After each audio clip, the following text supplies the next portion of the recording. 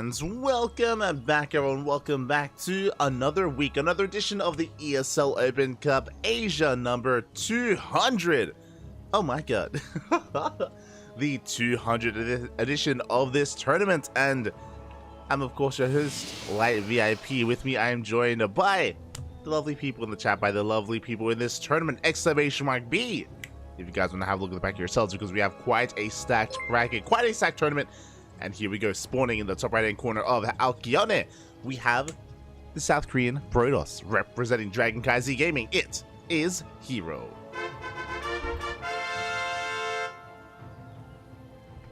And spawning in the bottom left-hand corner, we have his opponent. We have the South Korean Zerg player representing himself. He is currently teamless. It is DRG. And as we get into this, a big shout out to Babylings in the chat. Thank you so much, Babyling, for subscribing for 18 months in a row. That's a lot of months. That's quite some time. Thank you so much for all of the support, as always. And yeah, we have quite a tournament before us here tonight. Of course, the beginning here of ESL Open Cup, and there's a lot to get into as well. We can go over the bracket once we do wrap up the series. To begin with, I'm just excited to see some more Hero and DRG as well. These are two players that have been a little bit more irregular in their signups recently. We've been seeing a lot of Dark, a lot of Beyond. We saw Hero in KSL, that is true, but when it comes to Hero in ESL Open Cups, we have been missing him. I do think that he has been signing up, but we just haven't been able to cast him recently. He gets knocked out by some of the big Terran players like Cure, or like Beyond ahead of time, or Clem, Maxpax. And I just haven't been able to sink my teeth into some good Hero in quite some time. I'm ready for it. Let's go. Let us go. For now, we do have some pretty standard openers. It's going to be a Hatch Gas Pool, Unnatural, Natural Force out from DRG. Likewise, Hero going for a Gate Expand into a Cybercore. Everything is looking as it should. Of course, Hero recently... Oh my god! I was about to say, Hero, of course, recently becoming our KSL champion over Dark over the weekend. And here in ESL Asia, once again, we have a Twilight Council opener. I say once again... We saw a lot of Glaive Adepts out of Hero over the weekend. We saw 4-gate Glaive Adept. We saw a Stargate opener into a third into Glaives afterwards as well.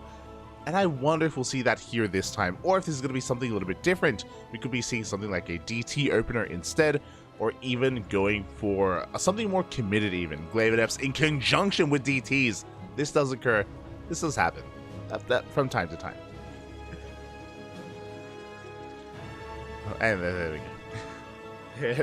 There it is, Pappy. There it is. We do have Glaives on the way. We have pulled out a gas as well in the main base. So this is looking like 4-gate Glaive Adepts. Big tell, of course, is the fact that we did pull out those gas geysers. If we didn't, then this would be more committed. This could go up to 6-gate Glaive Adepts, or this could even go into DTs alongside this as well. And we are going to be pulling back, actually. Yeah, we are going to be pulling back in. So suddenly this is looking that much more nefarious. Okay, we have 4 gateways for now with a Robo. This could be for a Dark Shrine, or this could lead into maybe a faster Robotics Bay, maybe faster Robo production as a follow-up. The fact that we pulled back in is a tell. Meanwhile, back at home, DRG still hasn't pieces together. We have the Overlord ready to dive in. At a moment's notice, we're droning, we're saturating our bases, we're spreading creep in between the main, the natural, and the third base.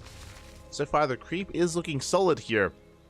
But alas, ooh, no Roach Warren. We're going to be defending with a Baneling Nest here at the 4-minute mark. Third base has been spotted, I believe. Ling did just check, confirm the pylon at least. Defending with Ling Bane is not impossible, but it is that much more difficult here for the Zerg player. Oh boy, that much more difficult. Also, what I will say as well is that this third base is a lot faster. It's a lot faster than normal here with a 4-gate Glaive Adept opener. So I'm really curious how this is all going to be pieced together, how committed we are with this, as the Adepts are going to be moving out, a couple on the ground and a couple in the air as we make our way here towards that main. So far, the Queens are going to be rotating over. They do manage to keep up with the Prism, but they bypass the Queens, go straight into the main base instead. At the same time, we have a couple of Adepts looking to shade in towards the natural, but there are so many Lings in position. And we are keeping up with at least those 2 initial Adepts. Meanwhile, the rest head in towards the main base. A Master Round does come in. Who needs Banelings? Because we do shut down these Adepts. We do force to commit into the natural base, but there are no drones to kill. And so far, DRG, he is shutting this down. So far, there's not too much damage being dealt here as the Adepts do shade towards that third base. But they do not commit. Once again, no drones dying whatsoever. DRG, oh my god. Happy. DRG, he has been impressing us a lot recently. There have been some performances, some results, especially in Kung Fu Cup, that it felt like DRG was in a way almost overperforming. But here we go, does go for a big counter attack. He's going straight for the Nexus. Won't quite get the base itself. Tries to slip into the natural, but it is going to be denied. A lot of Lings going to be shaved off instead. and Hero will hold. And again, Hero did transition a lot faster into this Immortal, a lot faster into the third base. The economy here from Hero is insane. Look at the worker counts. And we need to do something about that worker count as well. The Lings are trying to get some damage done. Hero is up to 56 Lings, and here we go. We do dive in with the Baylings. They do just avoid the army. They go straight for the mineral line as well. Probes are going to be going down. Meanwhile, the Adepts also falling to those Baylings. Oh my god. We barely warped another wave of Adepts. The splits are too good. Only 4 probes go down. Hero going for a big counterattack as well, and DRG is completely all in. This is a wild build out of Hero. I want to put some emphasis. These Adepts didn't really do too much damage, but Hero, he just doubled down on probe production, on getting a third base, or getting into Immortals, and now Hero is snowballing out of control. Oh my god. Once again, the splits are looking too good. No roaches to defend, only Ling Bane. We commit to the shade, we head towards that natural base. The Lings, we are running out of units. A couple of Baileys left, but the splits! The splits are looking too good. GG gets called, and Hero will take game number 1. Oh, GG. Oh, good. Sorry, I'm just choking on myself. But GG, well played, and that was wild. Oh my god, sorry, I have to fix that. There we go. That was wild. To kind of bring it all back here, it was 4-gate Glaive Adept, and usually when you go, okay, so usually when you go 4-gate Glaive Adept, you delay your expansion. You delay your third base, and you get extra wave of Adepts in. Hero didn't do any damage. He did skip warp-ins, and he went for a faster third, a better economy, faster Immortal production as well. It was just a very different kind of execution of 4-gate Glaive Adepts, and it wasn't the initial push that killed DRG. I mean, in a way it did, because it did keep the drone count very low, but it was the follow-up that did, because DRG was suddenly all in, because he had cut workers, because he had taken those Glaive Adepts so seriously. And again, props to DRG, he didn't take any damage to it, but in another way he did. It was wild. It was wild, and here we go, spawning in the top right-hand corner, we have the South Korean Protosphere. Top right-hand corner of Solaris, representing CranKy Gaming, it is Hero. And spawning in the bottom left, we have his opponent, we have the South Korean Zerg, currently teamless, it is DRG. There we go, and yeah, I'm a little bit in shock as to what just happened. I feel like there are certain norms or certain assumptions to be made when when we see build orders kind of play out, especially when it comes to 4-gate Glaive Adept. But I feel like Hero, he just broke those norms. He just like a very economic variation of 4-gate Glaive Adept was just shown to us here, and it caught DRG completely off guard. Again, because DRG had respected it so much, he put himself behind, and there was so much onus on him to do some kind of counter damage, but no, Hero was looking solid back at home. I appreciated the Bailing counterattack. We were able to get some connections, but overall, yeah, Hero was looking damn good. GG. GG, Papi. And here we go, we're getting ready for our second game. So far, once again, Hatch Gas Pool. I'm really curious, obviously my eyes are on Hero. DRG is more of the reacting player here, and is on the back foot as a result, and we'll see if DRG can keep up with whatever the hell Hero throws at him next. Because I'm already a little bit frazzled. I'm already caught off guard. It's too much. It's ay.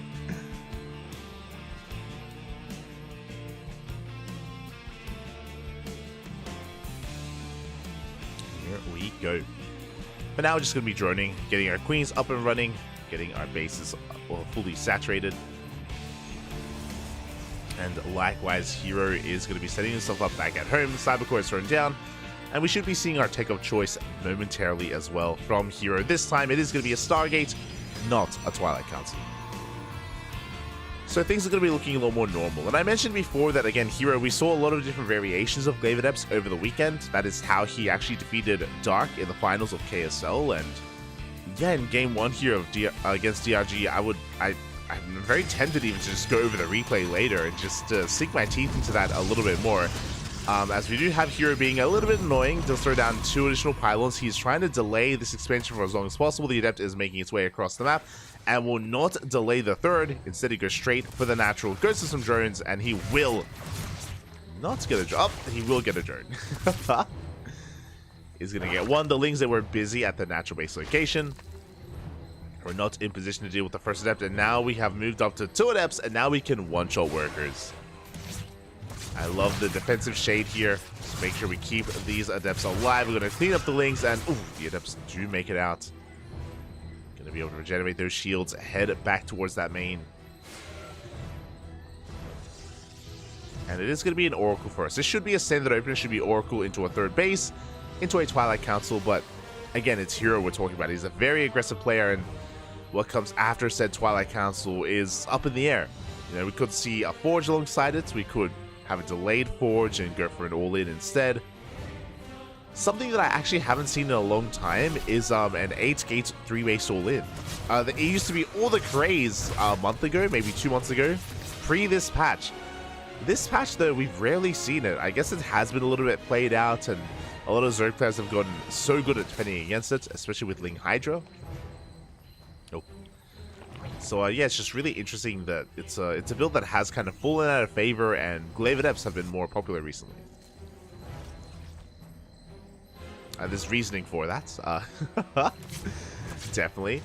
It was something that, oh my god, as the Oracles dive in towards that 3rd base, and the drones, the spawn not quite done. Drones force off the mineral line. A lot of lost mine time. We don't kill a lot of workers, but we do delay a lot of mining here at this 3rd base. What I was getting at is that in the advent of the new patch, we did see a tick up and a rise in popularity of Glaive Adepts, and a big reason for that is because of the rise in popularity of Ling Hydra. Because Ling Hydra has been more viable, because we've been seeing it more, we've been seeing more Glaive Adepts as a result, just shutting down and punishing Ling Hydra players who blindly go into it. So yeah, it's been really cool to see the evolution of the meta, especially in the new patch and the new map pool. But here we go, it is going to be Stargate into Oracles, into a 3rd base, into a Twilight Council and a Forge. Standard follow-up here. Should be for +1 and either Blink or Charge. I'm guessing Blink, but we'll see if... Oh my god! I can't... I'm glad I prefaced this series by saying that, yo, we saw a lot of different Glaive Adepts from Hero over the weekend against Dark. And Dark had a really hard time keeping up. And Hero, he's still on it. So game 1, it was 4-gate Glaive Adept, but an economic variation of 4-gate Glaive Adept. Here we have Glaives as well with +1. And there's layers to this. Okay, so +1 doesn't really impact Glaives, but it will impact the follow-up Blink. So, as 5 drones go down, the way this works is we're going to be hitting with Glaive Adepts, but we're not going to commit too hard. We've been building up these Adepts over time, and we're going to be moving out soon. This +1 is going to be for the eventual Blink timing after this. Here we go. Adepts are going to be threading a shade across the map. Roaches are on the way. Thankfully, this time we did throw down a safety Roach Warren. We're not going Ling Hydra. Just going to be those Glaive Adepts. As we shade it towards the natural base. Stasis Trap going to be going off as well. We commit to the shade. Lings are going down. Queen's trying to keep up as well. But alas, we break through the wall of Lings. 1 Roach here to defend. We may even just cancel the shade. No, we commit. We head to that 3rd base. We have more Adepts coming across the map. The Oracles as well. Roaches are falling. Stasis Trap, and there just aren't enough Roaches. We don't even have +1. There we go. +1 now kicking in. Oof. And we shade into the natural. Drones are falling left and right. The Roaches, there just aren't enough of them. 9 workers go down. There's still so many Adepts. And this is snowballing out of control. This is just becoming too much. More Stasis Traps being thrown. Oh, no! Don't like this. Oh my god. Thankfully it doesn't go off, but we still get 22 workers. GG gets called. We had +2 on the way. We had Immortals and Blink on the way behind this, but the first layer was too much. GG gets called, and Hero takes the series 2-0. GG. GG, well played. Oh my god. Hero, this is what I also appreciate out of Hero, and again, like, we haven't been able to cast much of Hero over the past month. I feel like we just miss him whenever he becomes available, and it's been a little bit sad, a little bit upsetting. You know, we haven't had as much hero as we would like. As I'm quickly just gonna be checking, make sure we don't get left behind anywhere or anything like that. But yeah, really solid result out of Hero, and what I'm interested in, because this playstyle from Hero that we saw the same thing against Dark a couple of days ago, and he's been cooking. He's been in the kitchen, Papi. He's been cooking, and we have some unique playstyles coming out from Hero, and this is going to be really interesting leading into ESL Masters. DreamHack Atlanta is a month away. And Hero is going to be there. He's going to be a part of it. And I wonder how this build and how this playstyle is going to evolve. I wonder if it's just going to be like, you know, a one-hit wonder. We see it for like a week or two and then it just falls off. It happens. It happens from time to time when we see a new build and it has a rise and it has a very quick fall because players figure it out. For now, players are struggling. DRG, Dark, at least the Korean Zergs are struggling, and I wonder if all of the Korean Zergs will struggle. I say all because, !B in the chat, if you guys want to have a look at the brackets, Hero advances on, and he will soon have another opponent. Here we go. He will soon have another opponent. Let me just quickly set this up. Bam. I said, hold on. Bam, there we go. From the bottom this time. Starting from the bottom to actually make it relate to what the hell I'm talking about. At the very bottom of the bracket, we have a PvZ that is currently ongoing. Still mid-series. It is SOS versus Solar. Of course, Solar being the reigning GSL champion. And I didn't dive on that series because I feel like it's a little bit one-sided. I love SOS, don't get me wrong, but SOS is still finding his footing. SOS is still not quite at the level that he once was, and Solar is the favorite in that series. So Hero, recently he's taken down Dark. He's now taken down DRG without too much issue, without breaking a sweat. Solar should be up next, and that is what we are casting next as well. Hero versus Solar. Oh, let's go. Once, again, assuming that there's no crazy upset and SOS pops off, maybe I'm getting ahead of myself. So we'll see if that does occur. So we're going to be waiting a little bit for this series to open up or wrap up. You know, we'll either jump in mid-series or we'll wait for it to conclude. Scrolling up a little bit further, we have a number of other players, of course, vying for the championship title here in ESL Open Cup Asia. We have Cure versus Jeshi in a TVP. We have Firefly versus Oliveira in another PVT. Oh my god, the Chinese Protoss is going to be coming out strong here. Jeshi and Firefly, I wish them the best. Of course, they always pop off in these weekly tournaments, and they have some surprising results, so upsets, they can happen. They can happen. Likewise, though, Oliveira and Cure are in form. Arguably some of the best Terran players in the world right now. Cure, arguably the best Terran in Korea. Oliveira, arguably the best Terran in the foreign scene. Come at us, Clem. As I scroll up a little bit further here and try to catch up with some of the other scores or some of the other series, we have Beyond versus Shin currently ongoing in a TVZ. We have Classic versus Cyan, which just wrapped up. Classic did just 2-0 Cyan, so Classic is waiting for either Shin or Beyond in the next round. Then we have a Nightmare versus Creator in a PvP. Oh my god, in a PvP.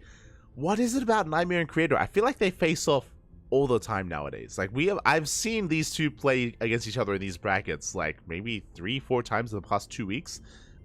Crazy. So best of luck to Creator and Nightmare because they just keep on playing each other in PvPs. At the very top, Hyperion versus Fork into Gumiho. Gumiho, of course, newly acquired by Cloud9 on his new team, so a lot of hype around Gumiho as well. Curious to see how far he will go. And yeah, that's our bracket. Now, notably, there are some players that are missing. I did notice that coming into this tournament. I've mentioned his name a couple of times already, just because of what happened over the weekend in KSL. But Dark is missing in this tournament. We make up for Dark with literally every other Korean Zerg player. Solo's here, DRG was here, Shin as well. So a lot of quality players are here to take Dark's place. But again, no Dark. When it comes to the Protosses, all the notables are here. When it comes to the Terrans, I believe all the Terrans are here as well. So yeah, it just seems to be Dark who seems to be absent this week. Hopefully everything's okay, and I'm sure we'll see more of Dark tomorrow in ESL Open Cup Americas in the morning, as he is usually one to play in both. Meanwhile, I believe there are some other broadcasters covering some of these matches. I believe Wardy is also casting in English, and I believe Wardy is in Beyond vs. Shin, currently in Beyond vs. Shin. So I'm a little bit glad that I was very tempted. I was very tempted to dive on Beyond vs. Shin, but it looks like Wardy has that covered, so thankfully we were able to spread out and cover our own series. And yeah, I'm happy to cover Hero and DIG. I'm very content with what we just saw. It does it does latch on to kind of this story that I was kind of like forming in my mind over the weekend about like Hero's playstyle and how much he's been really refining and how much he's been exploring. This is also why I love Hero, is that he is, you know, a bit of a pioneer for Protoss. Like he's one of those players that does his own thing, and he experiments and he comes up with his own builds, and he shapes the meta around him as well, which is something very unique, a very unique feature that some players do have. So again, I'm really curious to see how Hero can compare to potentially Solar or even SOS in that next series.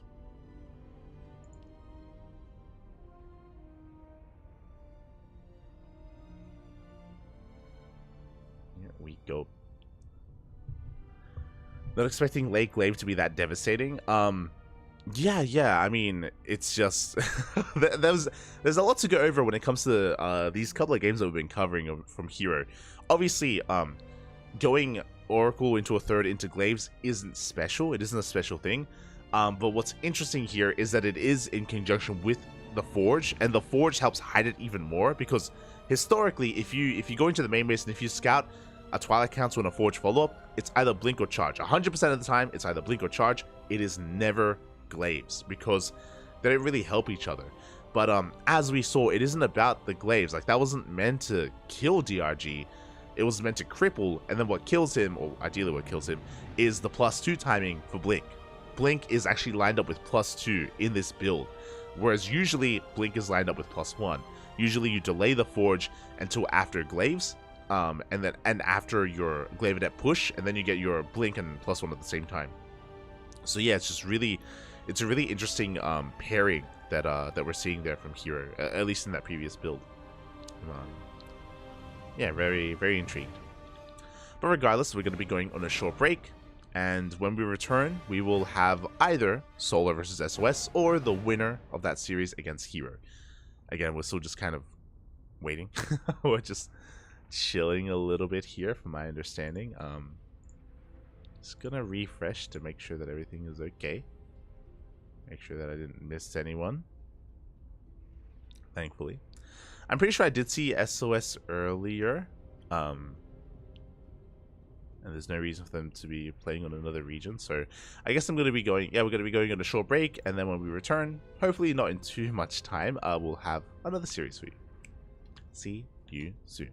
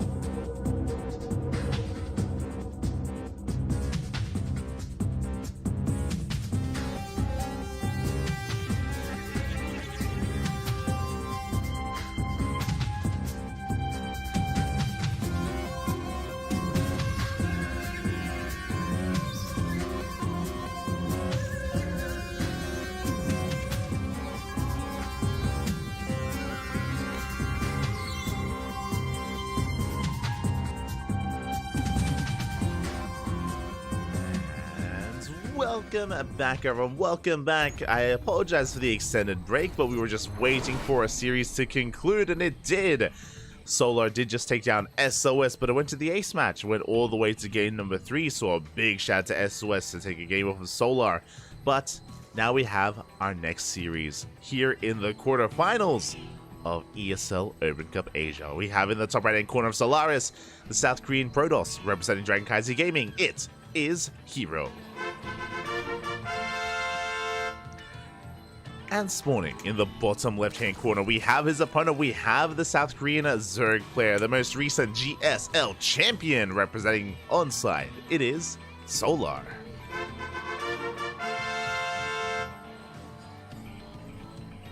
We go, and already we're going to be forcing the unnatural natural out of Solar, and I've been looking forward to this. I've been looking forward to this series. Just as I mentioned before, we've seen Hero flaunt a very unique playstyle over the past couple of days. Over the past week of StarCraft, Hero has been, again, it looks like he's been experimenting a little bit here in PvZ. He has been refining and coming up with his own variation of builds, and and it's been working. It's been working against Dark in a best of 5. It worked against DRG moments ago, and now I'm curious how Solar is able to approach Hero, how Solar is able to adapt and come up with the solution to the problem that Hero has become. I'm curious if that's going to be the case. I'm also a little bit concerned because we're quite early on in the tournament, and I did have a peek at some of the other streams, and I believe Shin is also having a hard time against Byun at the moment. Byun is the favorite player coming into that best of 3, and if Solar, if he isn't able to come up with a solution here against Hero, then we're going to be losing all of our Zergs. We're going then Shin and Solar may not be able to make it through the quarterfinals, and once again we may have just Terrans and Protoss, which I mean I'm okay with. You know, I love casting PvT and even PvP as well, and every now and then TvT, don't get me wrong. But you know, I would like to have at least a little bit of variety coming into the semifinals. I'd like to have a little bit more diversity in the semis, but we'll see. We'll see if we can get that. We'll see if we can get there, as once again, Twilight Council opener. Now, especially if you missed out on the previous best of 3, you may be wondering, what is Light alluding to? What are you on about? What, Hero's trying out new stuff? He's playing a new way? I mean, not necessarily. He has just been going for these different Glaive Adept builds, but he's been adding his own twist to them. So he has been adjusting these otherwise traditional Glaive Adept builds and adding the Hero flair to them instead. And I'm curious if that's going to be the case here. Once again, a Twilight Council opener. For the time being here for Hero, there it is, Glaives is on the way. He's been going for a Glaive build every game so far here today, and we'll see what he brings forward this time. There it is, Robos in production. We are kind of pulling out of gas, but not really. That's also what's really interesting about what we're seeing here at the moment. Again, really fast Glaives into this Robo. We're pulling back into gas, bear that in mind. And typically this should be leading into something like additional gateways. You know, other than just 4 gates, maybe up to 5, 6 gateways. This could lead into DTs as well, as we are even oversaturated in our gas geyser as well. So yeah, we do just quickly fix that. Basically, I'm curious as to what this extra gas is going to be for. Meanwhile, back at home, Roach Warren gets thrown down. Very early scout out of Solar. He's able to get confirmation, does see the Robo, does see the gateways, and the Twilight Council researching as well. So Solar, he sees everything he needs to see. This was around a 3-minute 40 Roach Warren timing, 3:45. So very nicely timed here. Is going to be able to get Roaches in time for this push. This is also why DRG struggled a little bit. If you remember, he was trying to defend against 4-gig Glaive Adepts with Ling Bane, which is possible but also difficult to pull off, and this is what I mean by the different variation. It is 4-gate glaives, but Hero going for a very fast third base. Third is being taken, is on the way. Solar, he does take note of this. He is aware of the faster third. And this is the same build that Hero did against DRG in Game 1. And there it is, immediately into a bay. So I was really curious what these extra gases were going to be for, and we can see that it's for a faster robotic space to get into disruptors. Adepts have moved out across the map. We have eyes on the roaches. We are aware that, of course, disruptors are going to be required to deal with the roach counterattack.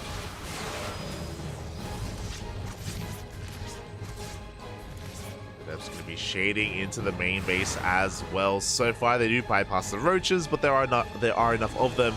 And Solar, he should be able to keep up. At the same time, we have a big link counterattack, and we do break in. The wall has been broken. The Lings, they flood into the main base as well. The wall, it was a wall for a time being, but not for too much longer. As Lings, they do get into the main base. Probes are going down. 2 workers in total so far. Any economic damage is going to be good here, especially considering the fast third base of Hero. Not just that, the Lings, did they also scout the tech? They didn't see the bay. They don't know. They're not too sure, but Solar, he's going for a massive all-in behind this. He knows that there's no turning back. He knows that he's just far behind economically. He has to go here and now. Looking to end the game. Hero, he does see the all-in coming. He's giving up on his third, even recalling back home. Oof. He will recall. The first disruptor has arrived, but there's so much DPS here and so many Lings, so many roaches. The Lings, they try to engage. The Biles are not going to be connecting. Oh, never mind. They do connect somewhat.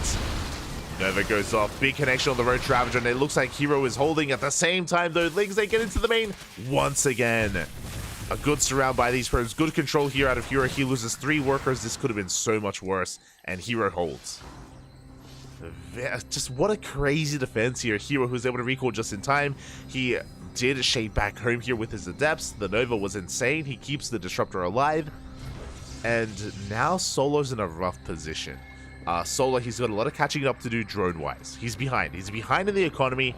He's behind in the tech as well. Roach speed just now starting. And now he's vulnerable. Vulnerable to this. To the double Disruptor drop. And back at home, Hero, he's safe and sound. We have so many Adepts. There are so many Adepts back at home. And Solar, he was trying to punish the fast third. That's why he went for a big counterattack. That's why he went all in. Novas go off. They take down 2 Ravagers. Good trades. But that's why Solar committed to the all-in, and again, it just was not enough. The wall is not a wall. Lings, they flood into the main base for a 3rd time, but that is so many Adepts. Oh my god. And not a lot of Roach Ravager. Not a lot of Roaches. Lings are being completely cleaned up. Novas go off! Big connections here, taking down some of the Queens. Biles will not connect. Not enough Roach Ravager. They're getting picked off one after the other. Just too many Adepts here for Hero. We shade into the main. GG gets called, and Hero will take game number 1. GG. Oh my god. Very similar to game 1 of DRG. So to wind it back, what just happened? So this variation of 4-gate Glaive Adept. Hero, he was taking a much faster third base alongside this. He did the same thing against DRG into fast disruptors. Now, because Solar had scouted the faster third Nexus, he knew that he had to punish it. He had to punish it because he was already cutting workers to defend against the Glaive Adepts. So he had to commit to a counterattack, to an all-in. And he was that much more committed with it, and Hero barely lost any of his economy. He traded so damn well defensively back at home. Lucky that he was able to recall in time, able to get back home with his Adepts. Nova the Disruptor came out just in time as well to connect with those Ravagers. GG. And after that defense, Hero was in the driver's seat. He was ahead. He was looking to snowball out of control. Solar far behind in drones. He had to just drone up heavily. That left him vulnerable to the Adept counterattack. And now we're getting into game 2, and Hero is leading this 1-0.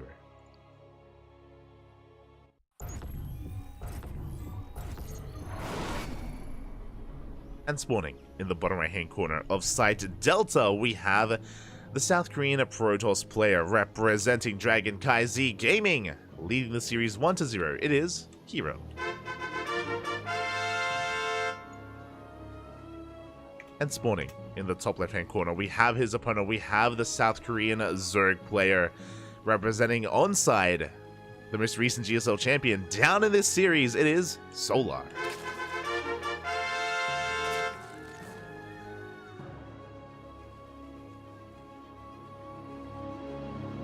Here we go. So again, I don't fault Solar's reaction to the build. Winding it back, again, I feel like I need to emphasize even more that what Hero is doing is not normal. What Hero is doing is not standard. Maybe that's a better way to put it. Which is why, like, as Hatchery is thrown down on location, thankfully for Solar. But it's not standard, and for Solar to react the way that he did upon seeing the fast third, it makes sense. It makes plenty of sense. It's what DRG did as well, if you remember on Alkyone. But DRG went for Link Main instead of Link Roach, of course. So his counterattack was a little bit weaker as a result. Solar almost had enough, but the read of Hero, as soon as he got scouted, he started working towards disruptors of all things. Remember, this is something that he didn't do against DRG, but Hero, he did react and he did adapt to the scout of Solar, knowing that he would be up against Roaches, not Banelings. Even though he didn't scout the Roach Ward, he knew that upon being scouted, the Roach Ward would be thrown down, and yeah, there's a lot of layers, a lot that just came into that game, and we'll see if he can do it again. Now, I don't expect Hero to do that build 2 games in a row. If you remember, in Game 2 versus DRG, we saw Hero go for a Stargate opener into a third base into +1 Glaive Adepts. That is what I expect to see here in Game 2 from Hero, but we'll see if he has something else in store for us, because as much as Hero has been relying on Glaive Adepts these past couple of days or this past week of StarCraft, he is more than willing to spread his wings and do something else. You know, he's an amazing player, Hero. He has so many different play styles. He doesn't have to rely on Glaives, but I feel like he's taking this week to really play with it a lot and work out the kinks. We saw this a lot with Dark. Remember, it was like 2-3 months ago, for a week of StarCraft, Dark did nothing against Protoss except proxy hatch. He proxy hatched so much. This was in the previous map pool on Gresvan, on Ancient Cistern, on Royal Blood. Constant non-stop PvZs. Dark would just proxy hatch for like a week and then he stopped. And now he does it every now and then. Like now he has like a build that he has refined, and he throws out, you know, once in a series, you know, every week or once in a tournament even. But it's something that you do, just, you know, suddenly have a build up your sleeve, a build in your repertoire. And I'm pretty sure that's what Hero's doing now. Like, he's just, you know, similar to what Bjorn did as well with his 2-Rax opener, for example. How you just do it over and over again and you refine it and you work out what works, what doesn't work, what's vulnerable, what isn't. And there it is. It is going to be a Stargate opener into an Oracle. This should be into a third base. And I'm assuming that we're going to be going into a Twilight Council with a Forge with +1 Glaive Adepts after this. Well, but we'll see. We'll see. We shall see. So now Lings, they do get across the map. And the Hero is going to be getting his third base up and running. The Oracle across the map, trying to get some damage done. Doesn't quite make it into the natural. Is going to be zoned away.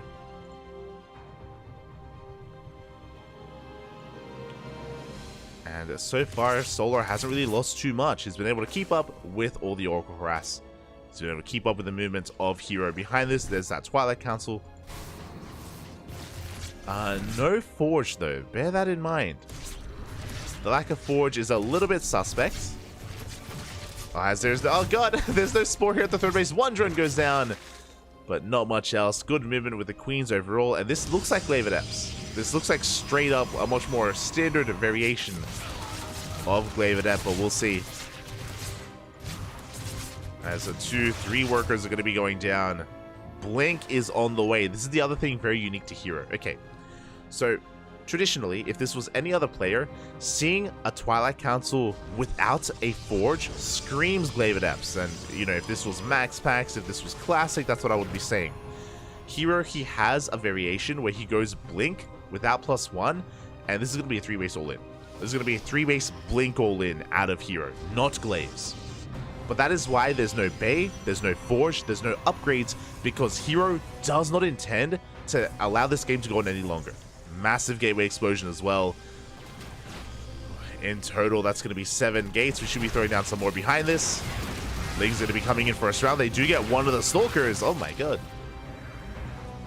Decent trades out of Solar. Up. Another Stalker does fall. Really good pickoffs. A Forge is now thrown down. I wonder, how much did we lose? 4 Stalkers just went down. That's a pretty big loss. I wonder if because we lost 4 Stalkers, now we throw down the Forge. It's going to be a very late +1.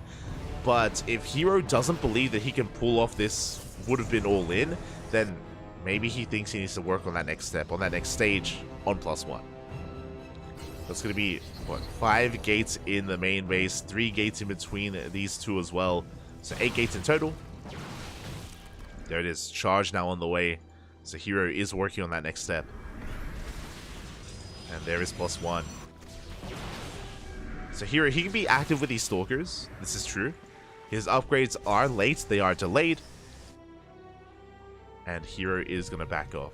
So Solar, he's going to be able to get into his game. He's going to be able to get into 3-base economy. We're up to 63 workers. We're building up Roaches and Lings. +1 and Roach Speed are on the way. And we can see a more back and forth now between these two players. I would say that Hero is in a slightly worse position just because his +1 is so late. Like, his upgrades and his tech is more delayed than normal. Another gateway gets thrown down. Still no Bay. Still no Robo. This still looks pretty committed. It's basically like a Swarm Toss style. Just Zealots and Stalkers. No other form of splash damage. No high-tech units. It's very Hero-esque. And basically this playstyle from Hero is on a knife's edge. As you can imagine, you need momentum. You need momentum to go your way. You need to build up your Stalker count over time. That's why I was concerned losing 4 Stalkers. It is a big deal. It was pretty impactful in the early game. And now we have a Robo thrown down. 4th base getting slowly saturated. And my eyes suddenly have to shift towards Solar. Now, what have we been working on? So far, 4-base saturation. We didn't cut workers at 66. We're going to be saturating the 4th base as well. Working towards Baneling, so he's going for a more robust Ling Bane Roach Ravager composition, a very solid composition in the mid game. Doesn't scale too well in the late game, but because Hero is still on just purely a gateway army, we should be fine. At least they're coming from behind. They do go for a big surround here on the Stalkers. The Oracles are doing what they can, but Stalkers are going down. A big loss for Hero. And suddenly Solar has a lot of momentum. He can send everything across the map. And what is there at home to defend? Barely anything. The Zealots are going for a counterattack. This will force Solar to back off. The Zealots, they do reveal themselves on the creep. God, but that's a lot of Banelings. And Solar, he's cutting workers here. Sub 80. He's not taking additional gases. He's not throwing down Infestation Pit. He is staying here on Lair Tech with Ling Bane Roach Ravager. It's all in from here. And without Colossus, without Storm, without Disruptors, Hero, he's going to have a really hard time keeping up. First Immortal is on the way. God, there are just so many Banelings. The Banelings, they roll on in. They take down the Zealots. The Stalkers, they're doing what they can. Banelings, they roll into the mineral line as well. And we should be able to shut down the economy. We should be able to shut down the probes. But now those Stalkers versus Roaches. Banelings, they do crash in. 16, 18 probes go down. The entire mineral line. And that is all that Solar needed to do. He may not have broken the army. He may not have killed Hero. This crippled the economy. As Hero is going for a counterattack. Again, that was a big blow to the economy of Hero, but also bear in mind that Solar is very committed. I mentioned before, no Infestation Pit, no Hive Tech, no Greater Spire, Lurker Den, Ultras. We're staying on a Lair Tech army, and we're not going any further than this. We do have +2 on the way, which, you know, that's going to be a bit of a power spike.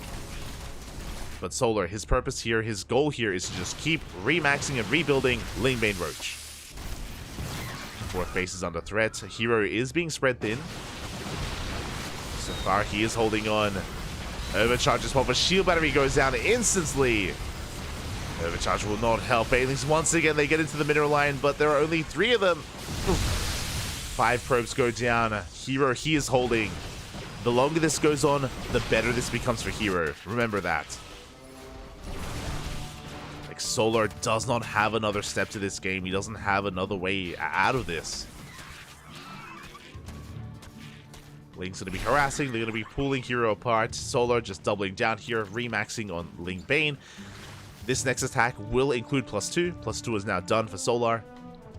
So his army is going to be that much more threatening. Meanwhile, the Immortal count. The Immortal count has been slowly getting higher and higher.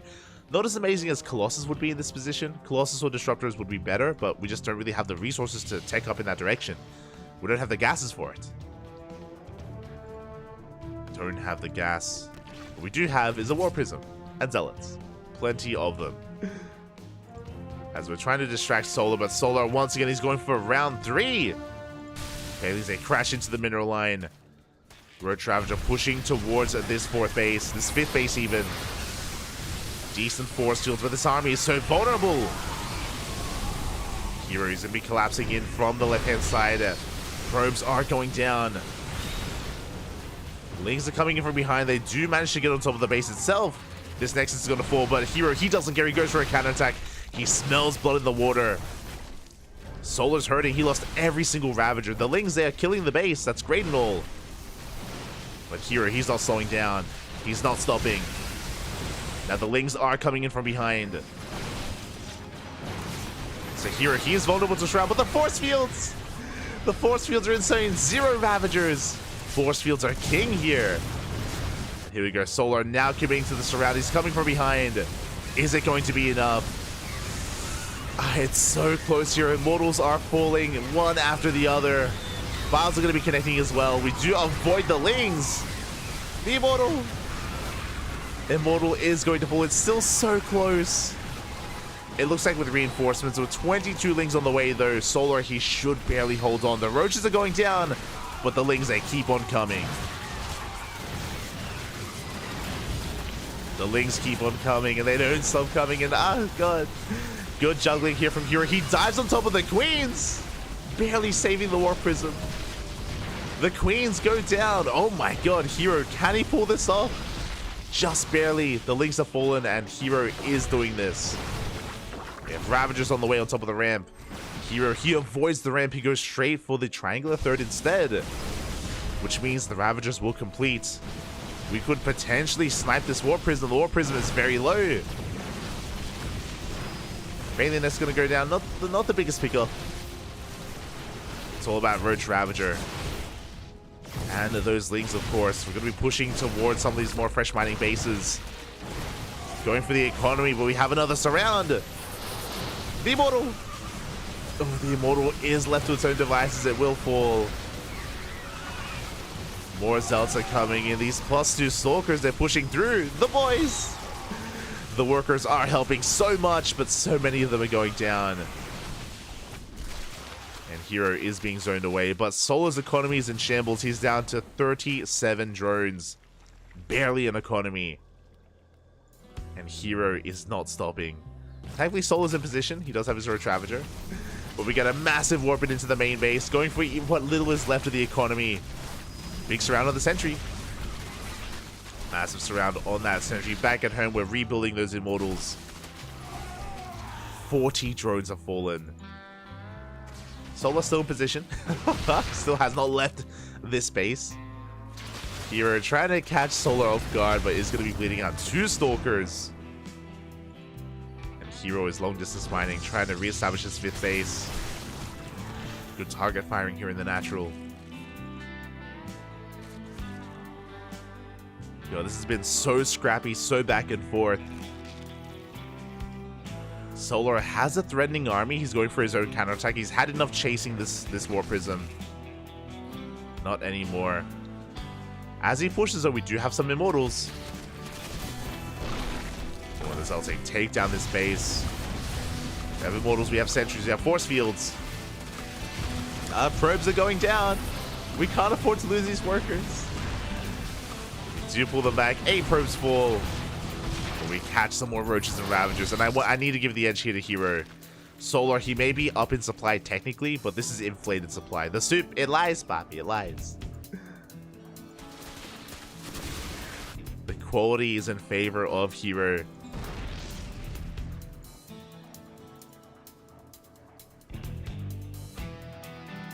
But Solar's recovering in a way, like his economy's still in shambles, but he's just cranking out as many roaches as he can.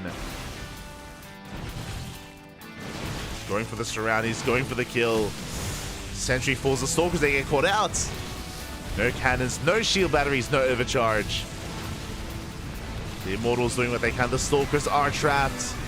The Miles almost take down an Immortal as well, but it looks like we still have too much Protoss. As the roaches fall, the Ravagers are left vulnerable, and Hero's stunned. He has broken through, gets on top of the last remaining Ravagers here of Solar. Only a couple of units left, but the Immortals, they just go to town on this army. GG gets called, and Hero takes down Solar 2-0, advancing on to the semifinals. GG. GG, well played. Hero one after the other. A couple of days ago in KSL, in the finals, he took down Dark 3-1. No, sorry, it was 3-0, right? Yeah, it was 3-0 earlier today. He took down DRG 2-0, now Solar 2-0 as well. Hero just on a tear in PvZ. GG. GG, well played. Congratulations. The Zergs, at least in Korea, cannot stop him. Not anymore. And not recently anyway, I should say. Not in the past week or so of play. And with that, Hero, he advances on to the semifinals, and that is the last Zerg player of the tournament eliminated. They have all been eliminated, one after the other. Only Protoss and Terran remain. And who is going to be the best of the best of the Protoss and the best of the Terran in this weekly? Still too early to find out, but we're here. We're here to follow Hero's journey, as he's going to be going up against the winner of Cure and Oliveira. So, regardless of who wins in the semifinals, Hero will be facing off against a Terran, not a Zerg. And that's going to be an interesting one. You know, in current era, is Hero's best matchup PvZ? I think so. I think PvZ may be his best matchup. He isn't too shabby against Terran. I know that historically he has struggled against Maru, and likewise a little bit of Cure as well. So I'm curious how Hero is going to be approaching either Cure or Oliveira. It is not going to be an easy road for him, but it's going to be our road. It's going to be where we go and where we are. Regardless, so GG, well played. Congratulations to Hero. Let me just quickly fix this. Bam, there we go. Congratulations to Hero for taking the series. My condolences to Solar as well. Again, Hero is a very unique player, and what I will say is that he doesn't play like any other. He's, again, a very unique Protoss player, and talking about how he played on site Delta as well, I spoke about it, right? His opener, no one else does this. No one else goes for a 7-gate blink build without a forge, but it doesn't go all in. You know, remember, he very quickly pivoted away from the 3-base all in that I thought he was going for, and I'm sure Solo thought he was going for, and he started working on a later forge, a later +1 into charge lots, into very late immortal production as well. It was a very low-tech army out of Hero. It felt very committed. But likewise, Solar was trying to punish Hero, right? That's why Solar didn't tech up into Hive, because Solar saw like how vulnerable Hero was and how Hero was trying to pivot away and slowly work up towards Immortals and slowly refine his army. And he saw that there was a window. There was a window that Solar could have taken advantage of. And I agree. There was a window. But that window quickly closed. And we were still trying to break that window open. Like that's the problem, is that we committed regardless. And it was close. It was very scrappy, is what I will say. Like that just goes to show, like, in a way, how, I don't know if I want to say greedy, but just how vulnerable Hero's build was overall, because he had to pivot away from his initial plan and transition out of it. It was a really awkward game there from Hero, very much so on a knife's edge. And Solar knew it. He knew that it was on a knife's edge. He wanted to try to punish Hero, barely couldn't. GG, well played. He can't be punished, Papi. He can't be punished. And with that, again, we have our first semifinalist. Congratulations. Congratulations. So this suddenly becomes Hero versus TBD, as we do not know who he plays against next, but it will be a Terran, and that is what we will be focusing on.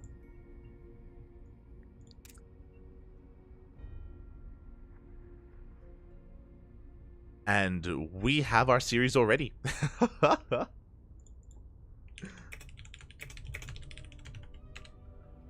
That is what we will be focusing on. We have some results coming in. Cure versus Oliveira has concluded, and Cure did take down Oliveira 2-0. Up next, Cure versus Hero. Let's go to determine who makes it on to the grand finals. Who will make it? Will it be Hero or Cure? We're here to find out. We are here to find out. I'll post in the chat.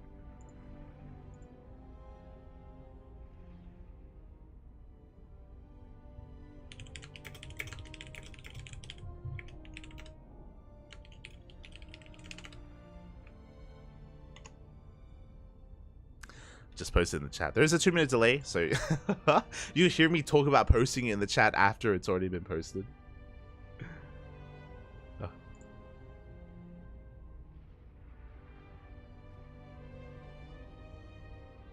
But that is going to be our next series. It is going to be the semifinals, which means predictions will soon be open. If you're in the chat, predictions will soon be open. So you can place your bets on who you think makes it to the finals. Is it going to be Cure or is it going to be Hero? Going to be up to you to decide.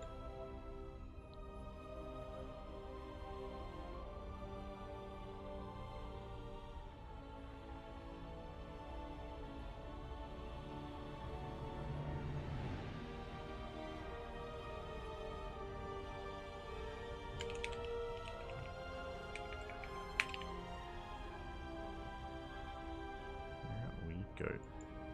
Ha, just need a moment.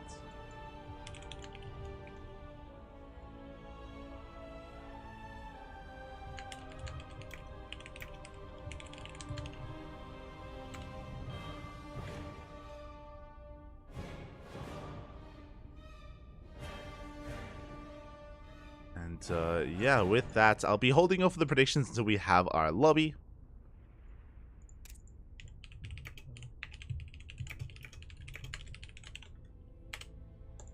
Letting the players know.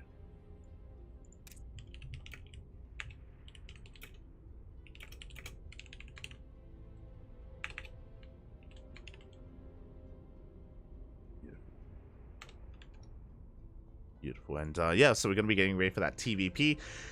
Oh boy, and this is going to be a really interesting one. So for some context here, coming into this best of 3, Cure is one of the best Terrans in Korea at the moment, arguably looking stronger than Maru in our current form, in these current weeks. Cure has been popping off. And Cure also arguably has the best TVP in the world. A lot of pro players, they look at Cure for they look at Cure at how this series will turn out. They look at Cure to see how to follow this matchup, I should say, you know, to lead the charge in the meta and lead the charge in how things will turn out. So this is going to be a spicy one. I know that Hero, he's been looking hot. He's been looking hot against Zerg. This is true, but PvT is a different matchup, and Cure is a beast when it comes to this matchup as well. Here we go. Looks like vetoes are done, and the lobby has been made, which means if you're in the chat, predictions are open. Place your bets. Place your bets, everyone, and best of luck in your gamba, in your predictions.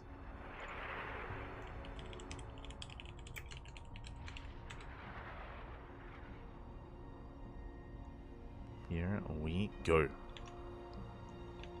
Predictions are open. Meanwhile, I believe we do have other casters that have been covering some other I believe we have the other casters covering the upper portion of the bracket. I think that's Into the Inu casting in Korean, and of course Wardy casting in English, and I want to say Koka, yes, Koka casting in French as well. So if you want to tune into some of the upper matches, Beyond, Classic, Gumiho, Creator, they got you covered. They have you covered there. over on those other streams. Meanwhile, we of course have our own. And because this lower half of the bracket is progressing so quickly, we may even be able to cast the upper semifinals as well. We may be able to cast to cover both, which would be pretty amazing if we manage to do so. Would be ideal. For now though, we're diving in. And spawning in the top left-hand corner of side Delta, we have the South Korean Protoss player, the blue Protoss representing CranKy Gaming. It is Hero. And spawning in the bottom right-hand corner, we have as opponent, we have the South Korean Terran player representing Team Liquid. It is Cure. Shout out to Cure because he did finally find a new team after so many months of being left teamless out in the open, out in the cold. He has found his new home with Team Liquid. Liquid Cure. Ah, it sounds beautiful. It sounds like a not even an energy drink. I don't know. It sounds but it sounds tasty, whatever it is. I want to drink it. I want it inside me. Ah. But again, Cure, typically his TVP is just very solid. So many players look up to him, look to him for guidance in this matchup. Likewise, Hero also has a unique perspective of the PvT matchup as well. It isn't just that Hero, he comes up or he refines and experiments with his own builds against Zerg. No, he does the same against Terran as well. You know, Hero, he's one of the few that is so very active and so very aggressive, going for more often Oracle openers, into Adepts as well. Oracle Adept seems to be like his units of choice where he can just have his way with Terran players. But likewise, Cure is no slouch. Cure has been practicing so much recently as of late, is very much so in form, and this could go either way. As for now, we have a racked expand, a single gas opener, so very economic here at a Cure. He doesn't feel the need to be hyper aggressive against Hero, and this is classic Cure. Cure, he very rarely goes double gas in this matchup. In general, a lot of the Koreans, they go for more economic openers instead. They have confidence in the mid game, and even longer than that. Times even longer than that.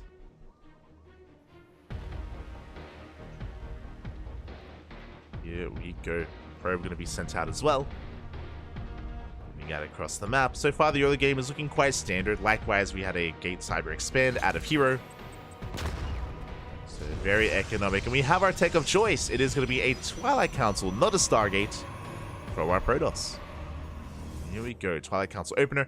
This should be leading into Blink. Should be, but, you know, there are some players that sometimes dabble in DTs or Dark Templar. It is a possibility, but more often than not, it should be Blink. As the probe is being zoned away behind this, we're getting into a factory. We're not going for something like a 3 racks, for example, or a 2-1-1. It is just going to be a factory follow-up. A little bit further back, going to be hidden here from the prying eyes of this Adept. Will not get spotted. And back at home, there we go, we do have Blink.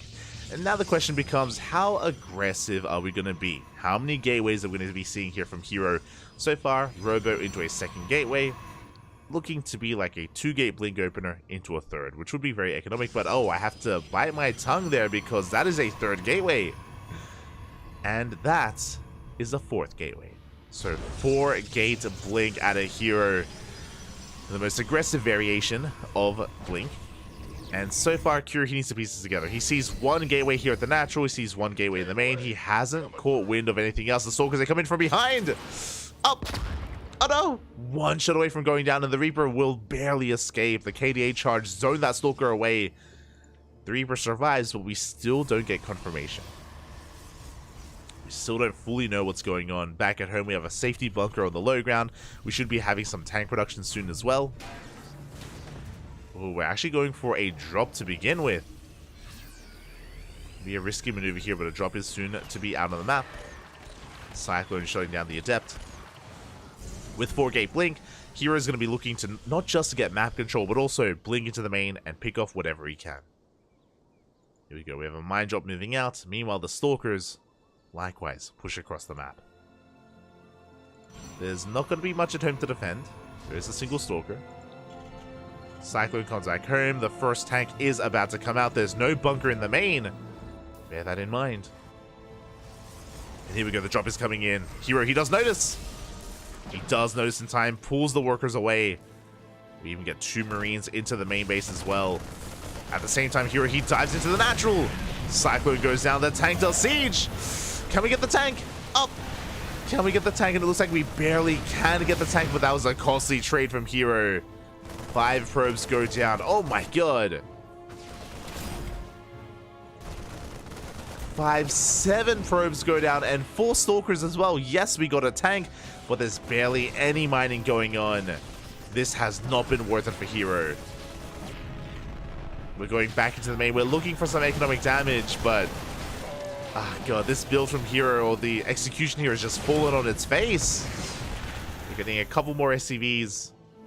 Blackways lost a couple more probes as well. And this is a phenomenal start for Cure. Cure, he's up in workers. He's stable here on 2 bases. He has a tank in the main. Soon to have a tank in the natural. Bunker is still standing. And Hero is all in. At this point, after all that damage was dealt, Hero is all in. But he barely has a Stalker army. Has another warp in available as well. He has to try to make some magic happen here. So because this tank is a little bit further back, we can maybe dive into the main. We're going for the bunker at least. Yeah, bunker's going to be going down. We're going to try to trade here with the Marines. Good control out of Hero, saving that probe. Sorry, saving that Stalker even. SCVs are going down. Good couple of moments from Hero, but he bleeds out another Stalker at the same time. In comes a Raven for some harass. More workers are falling. Probes we cannot afford to lose. Ay, ay, ay. We have 2 tanks in the main. We're going to try and bypass said tanks. We delay Starport production. 7 probes went down across the map.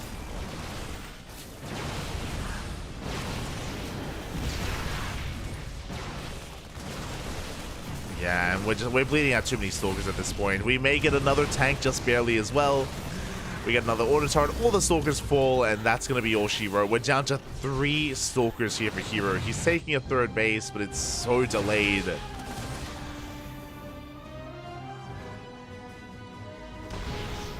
Again, Hero's a very aggressive player, and sometimes that aggression, it works against him. I do think that a lot of it came down to his just cavalier move, his brazen move of just blinking on top of the Cyclone and trying to get the tank as well. It's far too much. And now here comes the move out. And how do we stop this? How do we stop Cure? We do force him to turn around. This is true. Oh, we still have a tank in the main. Yeah, the main army is pushing.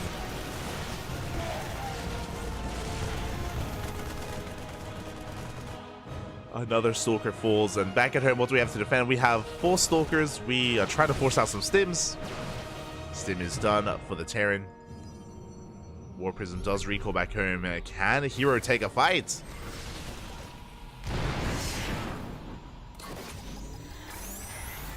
Massive anti-armor missile connecting with most of the army. We can stim on forward. We can take it here to Hero. Tanks are a little bit late to siege. First Immortal will go down. Big warp in on top of the army of Cure. Oh my god. And Hero will clean that up. Keeps one of his Immortals alive. Cure is going to keep on pushing. But he has no sustain. The medevac's just now coming out. That was an impressive hold. Impressive hold out of Hero to just dive on the army. Warp in on top of it as well. Did cost him an Immortal, but he survives. And Hero is slowly catching up in the economy.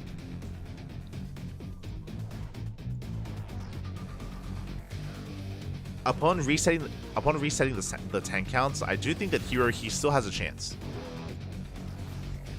That was a pretty big moment for him, but Cure is still ahead. Cure still has a hefty lead, and Here we go. We have a Mine drop into the main base. Likewise, a War Prism getting Raging into the main of Cure. Oh, no reaction! No! A delayed reaction. 3 probes go down. And Cure does escape. The Immortals! The Prism isn't here. 1, 2 Immortals go down. Massive pickoffs. Hero instead is across the map, going for another warp in here on top of the tank. Zealots are wreaking havoc, and Cure, he races back home. Hero getting a surprising amount done with this. Getting a surprising amount done, but the Zealots are going down. The reinforcements, they make it back home.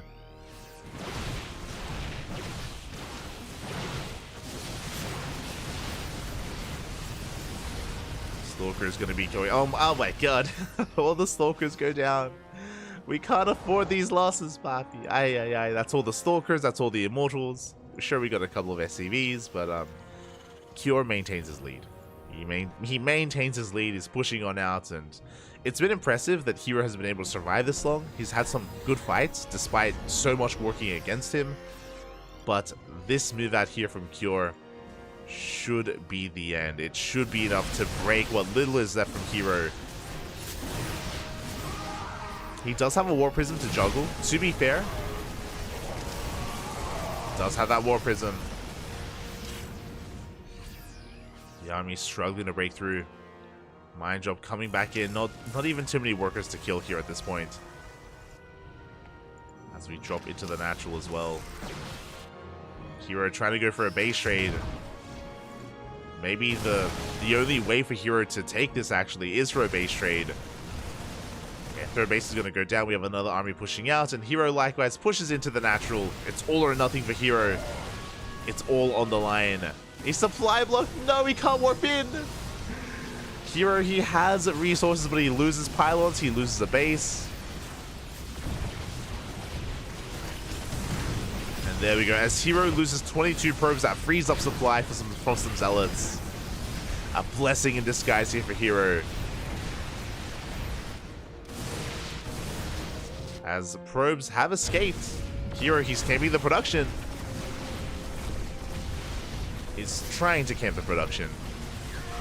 The mines are going to reset these. There's no detection. No detection available here for Hero. And GG is going to get called. The reinforcements, they come back home, and Cure will take game number 1. GG.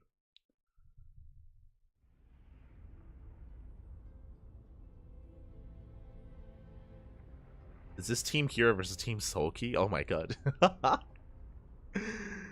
That's a name that I haven't heard in StarCraft for a long time, Bobby. A long time. Is Sulky still playing Brood War? I think he is, right? I think he finished military and he's playing Brood War. Question mark?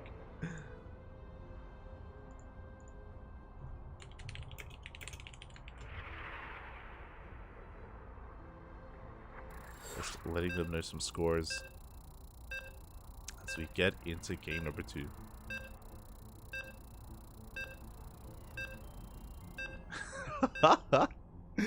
I'm like Cure 1-0 Hero because we're being joined by the French caster. Coca, he's gonna be joining us. Hero's like, thank you. Smudge. But yeah, really solid game there out of Cure. Just a big overextension out of Hero. Like the execution of the 4-gate blink, unfortunately, just didn't really come together.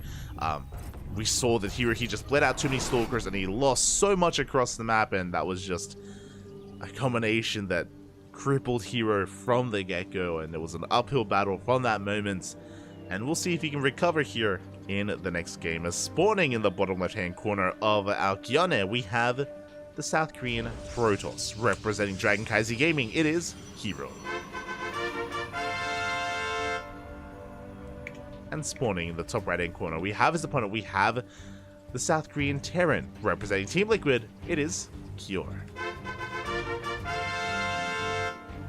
See in the chat, a mine and a couple of Marines dealt triple the damage of a dozen Stalkers. Yes, this is something, fun fact, I'm sure that you've maybe seen this before. Both Cure and Maru, and I think Bjorn has started doing this as well, over the past couple of months. Instead of going for a mine drop, they go for like 1 Widow Mine and 6 Marines, or they just go a mine and a handful of Marines, and that can do more damage than a double mine drop, for example. The reason for this is you don't use the mine to kill probes. You use the mine to zone away the stalker, and if we even connect the mine with a stalker, that's going to be worth it for the Marines to just wreak havoc and focus fire as many probes as they can. That isn't quite what we saw in the last game, because I think it was just 2 Marines. It was like 2 Marines and 1 Widow Mine, or 3 Marines.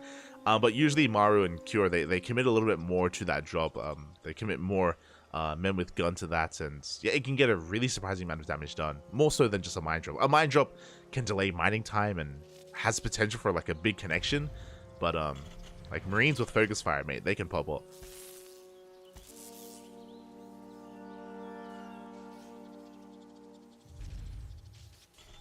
As behind this, of course, we do have a Rax Expand. Once again, an economic opener out of Cure. Very economic out of our Terran player. Meanwhile, back at home, we do have Hero going for a Gate Cyber Expand. So, economic openers all around. Once again, 2 games in a row. He was in the ASL Finals. Let's go. I haven't watched Brood War in a long time. I think the last time I watched Brood War was 2017, I think. 2017. After Brood War Remastered came out. I think the first season of ASL and KSL. And SSL. all the Star Leagues, did end up watching. It's good stuff, It's just hard to find the time to watch. I even have a really hard time watching StarCraft, like StarCraft 2, I should say, just because I'm casting so much. Like, we cast so often, like, to find the time to watch, especially European events, as I'm based here in Australia. It's quite difficult,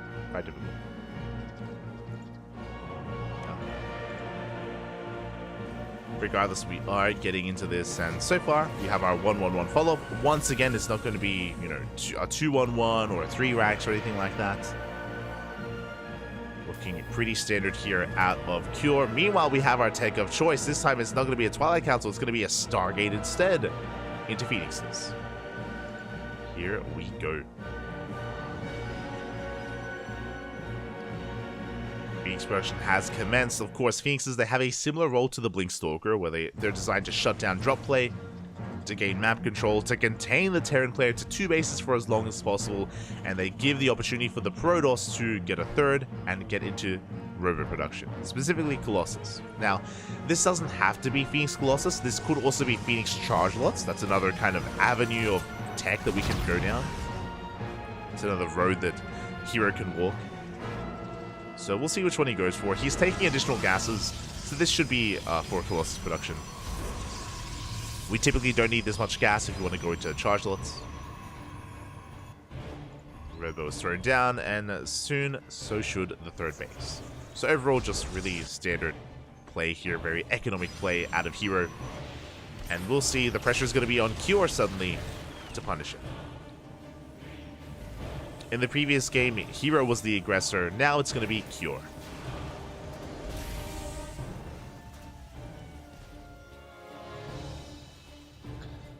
So we do have a 3-1-1 setup. Interference Matrix is on the way. Really good read here out of Cure as well. Oh my, I mean, he saw the Stargate, okay.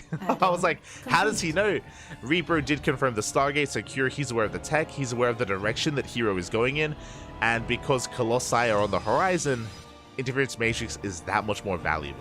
Basically, when Cure pushes out, sure, there may be 2 Colossus to stand in his way, but if he has 2 Interference Matrixes available, then what is Hero really going to have?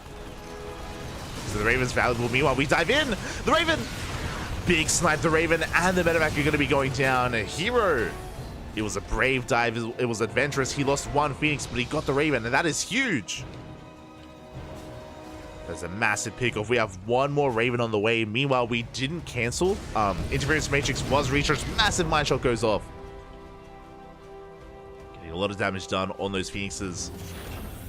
Forcing a recall, and that 2nd Raven has arrived. But suddenly, we only have 1 Raven, as opposed to the 2 that we should have had. And that means that we have significantly less energy here for those disables, for that Interference Matrix. So a really strong start here for Hero. Like, losing that Raven, it's massive. Thankfully, Cure still has 1 left. And he's building himself up towards his stim timing. Stim, +1, combat shields. Meanwhile, Hero, he wants that Raven. Oh, he wants it. He dives on in. He knows how important it is. He gets both Ravens. Ay, ay, ay. Cure. Bappy, we have to babysit our Ravens. And to be fair, like, it's so unfortunate Stim just now finishes. If Stim was done a couple of seconds sooner, then we can punish these Phoenixes. But Hero, he was aware of the timing, and suddenly researching Interference Matrix was a waste, and the Phoenixes, they get even more SCVs done across the map.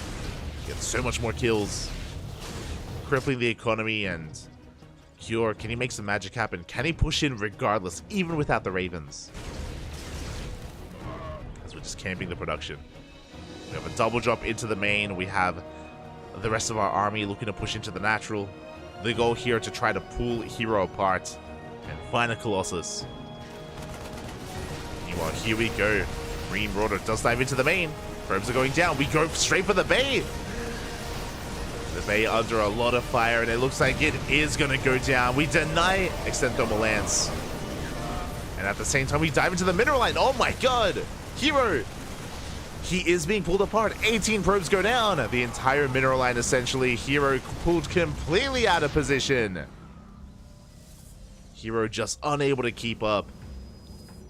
And that's impressive. Despite losing both Ravens, despite investing in the Raven upgrade as well, Cure, he didn't even care. And this is a scary moment. Hero's very committed. He's borderline all in with this push. We have a War Prism on the way. Cure, all he has to do is defend, but that is easier said than done because the Colossus have hit the field. But they don't have range. The Colossus do not have range. Bear that in mind. We're pushing towards the third base. Getting a lot of damage done. Cure, he's just waiting for the opportune moment. Waiting to dive in. I'm loving the bait on the mine shots. Coming with the hallucination. And Cure, he's respecting this so much. He's respecting this quite a lot here as he is going to be backing off, pulling back to his natural base as well. Mine shots do not get dragged. The boys are being pulled. And here we go. Cure has to collapse on this army with the force fields. Oh my god. The force fields completely slicing up his army. Hero doing so much with so little. Behind this, he's reprobing, resaturating his third base. Cure likewise taking his own third. And he lost 9 SCVs. But what's important is that Cure actually didn't lose a lot of his army. There was a trade, don't get me wrong. You can see even here, 14 Marines went down. A couple of SCVs as well. Say a couple, quite a lot actually. 15 in total. And we're not done. The Phoenixes, they're coming back in, looking for more SCVs. They're gonna find them. Oh. That's Cure's pushing out. Hero far ahead in the economy. Cure, meanwhile, ahead in the army supply. The base still not rebuilt. Oh my god. There is no third Colossus. No third Colossus, no range. Cure still has a pretty distinct advantage. Again, the rebuilding of this base it just took so long. Meanwhile, a massive warp into the main base. Oh, reinforcements forced to turn around. The Vikings are going straight for the Colossus. Taking a lot of hits. A lot of damage is being done. Phoenix going down. Hero being bullied back. One Colossus falls. There's only one left. There's only one left, and now there are none left. No splash damage, and Cure, he can just stim on forward. There's nothing to slow him down. Takes down the shield. Whether he's going to be taking down the base as well. Now the army is heavily overstimmed. But we're standing strong. We're getting on top of the army. We break through the Zealots onto the Immortals. Back at home, the Zealots have also been cleaned up as well. It looks like Hero is barely going to hold. But for how much longer? Because here come the rest of the Marines. The rest of the Marauders, he's still on forward. And that is going to be the end of this army. And soon to be the end of Hero as well. He looked damn good against the Zerg players. He took down DRG and Solar. But against the Terran, not as much. Oh my god, but impressive play here out of Cure. Takes down another Colossus as it comes out. GG gets called, and Cure will take the series 2-0, advancing on to the grand finals. GG.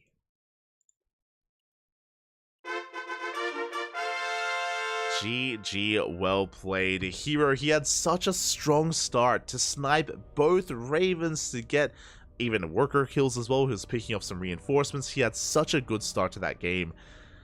It was crazy. I was like, mate, there's a lot of pressure on Kira to get some damage done, and he did. He did get that damage done. Hero was getting ready for an assault at his third, if you remember. Hero, he spotted the army and he was getting ready at the third base. But instead of hitting the third, we saw the drop into the main, a very committed drop, and Hero overreacted to it, if you recall. He sent his entire army from his third to his main base, which exposed his third, and we saw that Cure left just enough to dive into that mineral line to clean up the economy and to put himself in the commanding position. He was able to snipe the bay, was able to stop any Colossus production other than the first two, and yeah, Cure was able to snowball. He was able to snowball out of control from there. GG, well played. Cure will make it to the finals. Hero will bow out. GG, well played. And with that, we have some catching up to do. We do have some catching up to do as we check out the brackets and figure out what exactly has been going on. Exclamation mark B in the chat if you guys want to have a look at the bracket yourselves. Again, you can get a link to the Wikipedia page or the ESL bracket. And from the top, from the very top, here we go. We have Gumiho taking down Hyperion 2-0. And Gumiho is currently mid-series against Creator. Creator, who did take down Nightmare. I did mention before that Nightmare and Creator, they have been just going back and forth, toe-to-toe for many, many weeks at this point. I don't know what it is, but they happen to just face each other time and time again. This week, Creator will come out on top. Will take down Nightmare 2-1. And it's currently mid-series. Meanwhile, scrolling down a little bit further, I believe this series was covered by Wardy. I think Wardy was covering Byun. I think he casted Byun versus Shin, went in favor of Byun. Shin has been eliminated, and of course Byun did 2-0 Classic as well. So Byun waiting in the upper semifinals for his next opponent. Who is it going to be? Well, either a Terran or a Protoss. We don't quite know yet. They are mid-series. I think actually Wardy, I think he's casting that at the moment. I think Wardy is currently mid-series in Gumiho versus Creator. Scrolling down a little bit further, we do have a Cure versus Hero, which of course did wrap up. Cure is in the finals, and Cure is waiting for either a Terran or a Protoss to meet him. So, because our semifinals, or our half of the bracket, was so much faster, it means that we will cast the upper semifinals as well. We may even jump in mid-series into Gumiho versus Creator. Let me just double check. What game are they in? Are they in game 1 or game 2 or even game 3? Oh, there we go. They just started game 3. So Creator versus Gumiho, they're in the ace match. It could go either way. It could go either direction. Wardy is casting that over in English, over on his own channel. And we will be patiently waiting for the winner of that series to face off against Byun. So up next here on this channel, it is Byun versus TBD. Let me just sort that out. There we go. Shopify, Rebellion. Need the logo as well. Also, my throat is parched. Like I've been, I don't know if you noticed, but I've been very careful with my words or with raising my voice. I need some water. Oh my god. But yeah, up next on this channel, it's gonna be Byun. Oh, sorry, I should switch the scene over. There we go.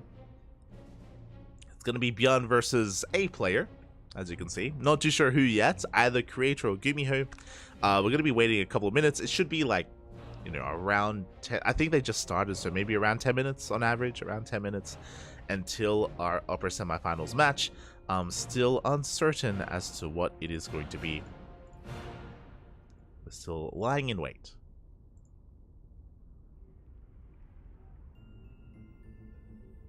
Here we go. catching up with the chat. Hero commits too much to the Ravens, lost too many Phoenixes, and got vulnerable to drops. Kind of. I do think that it was worth it to dive on the to dive on the Ravens. I think he had 3 or 4 Phoenixes left. I think just the downside there was the overcommitment to defending against the drop. If you remember, Hero, he didn't need to rotate everything over to defend against that drop. I do think that's just probably the key mistake there. If Hero had left even a handful of units, remember he had a shield battery, he would have had an overcharge, just nothing to defend. If he had left just a handful of units there at his third base, if he had the foresight to be aware to defend that third at the same time as at his main, then I'm sure he would have held. I'm sure he would have defended beautifully. Just was an overreaction, and yeah, just a little bit of a misjudgment there from Hero to react the way that he did. I'm sure as well, to contextualize things, I'm sure a big reason as to that reaction as well is because he was caught off guard. You know, he did miss the drop and it did catch him off guard, and that forced that reaction out of him. So yeah, it was a rough moment for Hero, and of course props to Cure for actually creating the chaos in the bases of Hero and creating this opportunity for himself to actually snowball out of control as well. And we also mentioned before that, of course, Cure has some of the best TVP in the world, arguably the best TVP in the world at the moment. I did notice the predictions, and again, I say this all the time, but Cure, he is so underrated.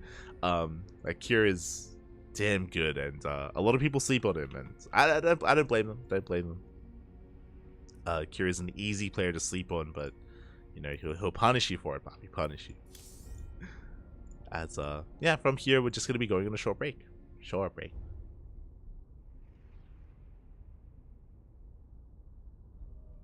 Catching up. See, I in the chat. Terran está muy fuerte, papi. Papi, I mean, again, I don't know if I would, you know, scream balance for this series. Not at all. I do think that there were a lot of really good opportunities for Hero. I think, especially game 1 and even here in game 2, just some, whether it's misjudging the situation, overextending, or being caught off guard, like definitely some mistakes for sure, but I don't know if I would necessarily go that far.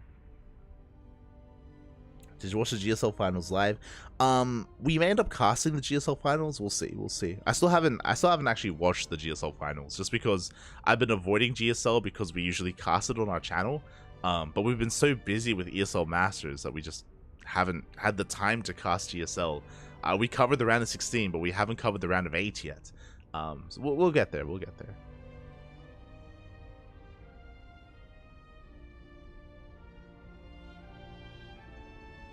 But with that, yeah, gonna be going on a short break. When we return, we'll have the upper semis.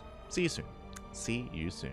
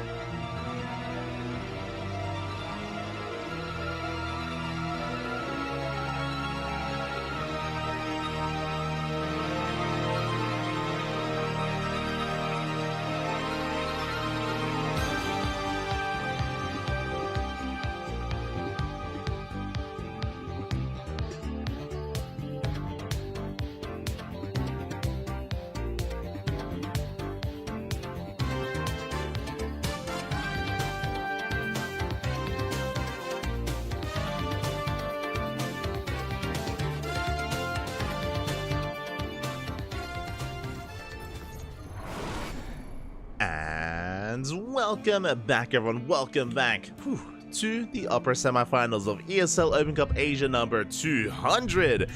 I apologize for the extended break, but Creator and Gumiho was ongoing. They had a back and forth ace match on Hecate. It was covered over on Wardy's channel, and Creator came out on top. Gumiho has been eliminated from the tournament, and Creator is the last remaining Protoss in the event. Only Terrans stand before him, and can he make his way to the grand finals?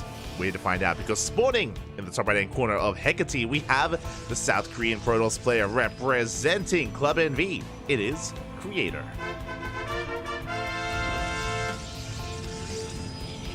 And spawning in the bottom left hand corner, we have his opponent. We have the South Korean Terran representing Shopify Rebellion. It is Byun. Let's go.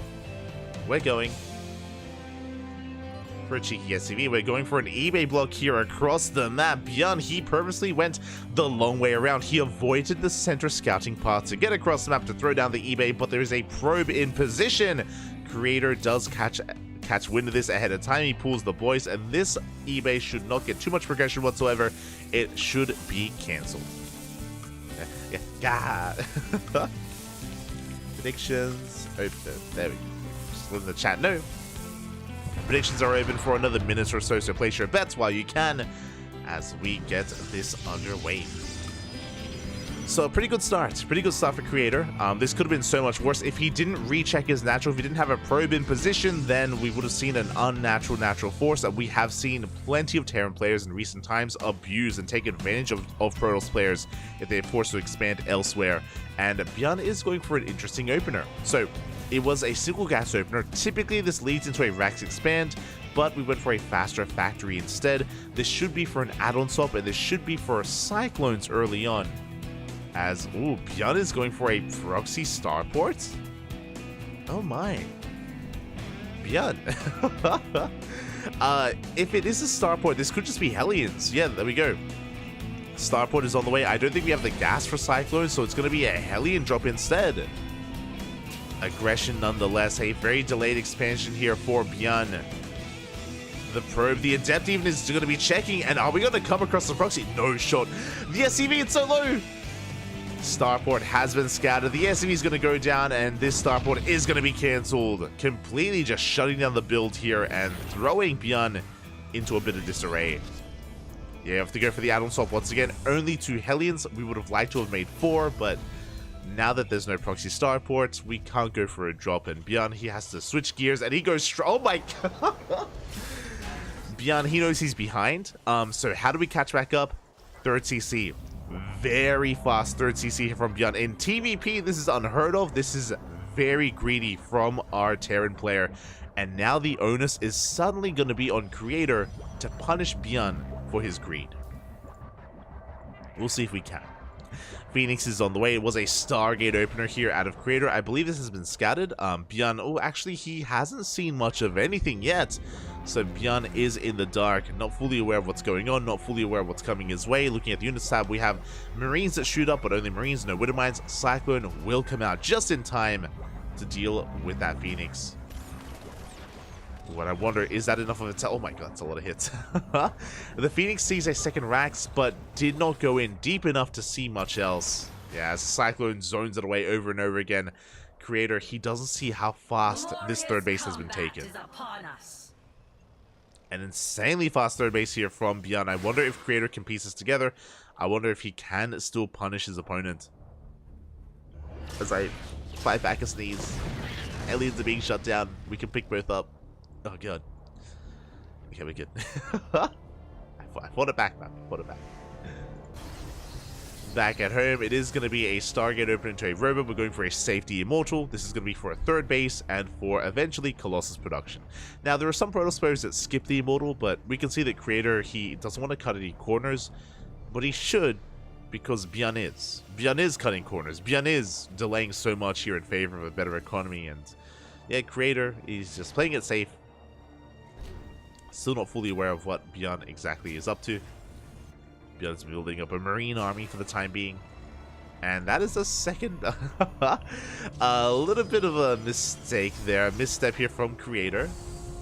As we have a second bay on the way. Hopefully we do notice in time and we're able to cancel it. Not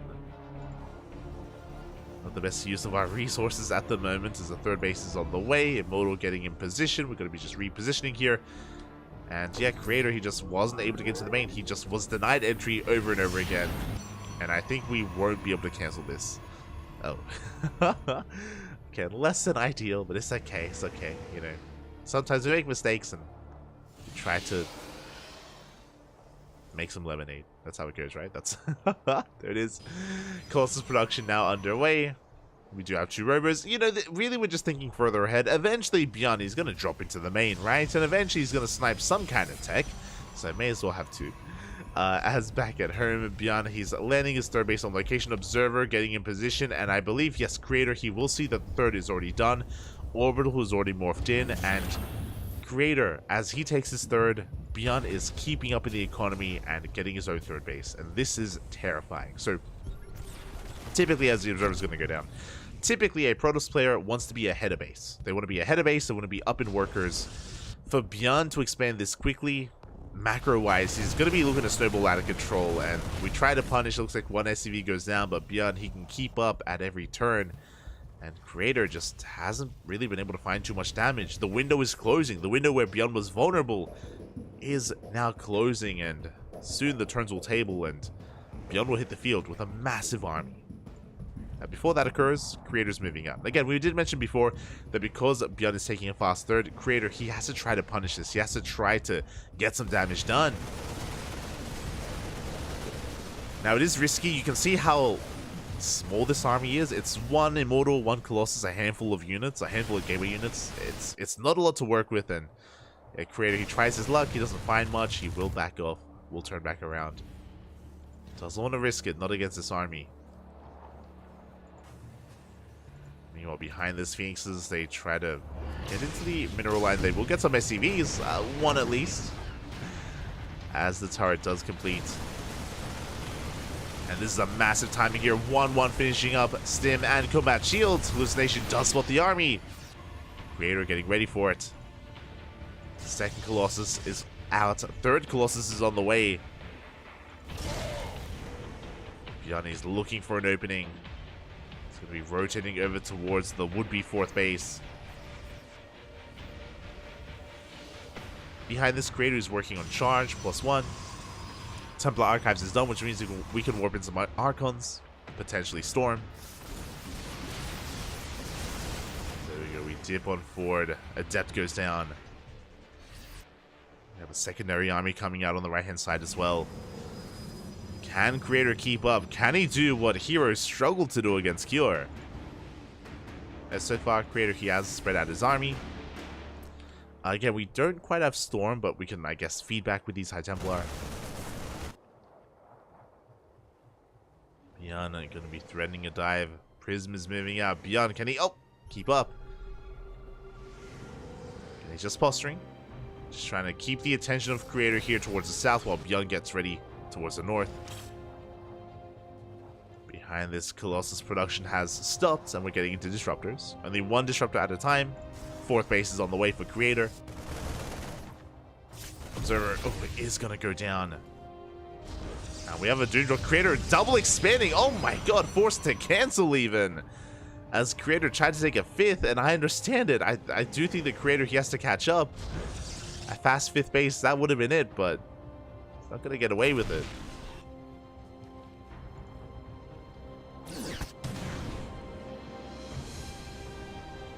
Behind this, Ghost production well underway for Beyond. He hasn't committed, bear that in mind. Like, Beyond, he's up in army supply.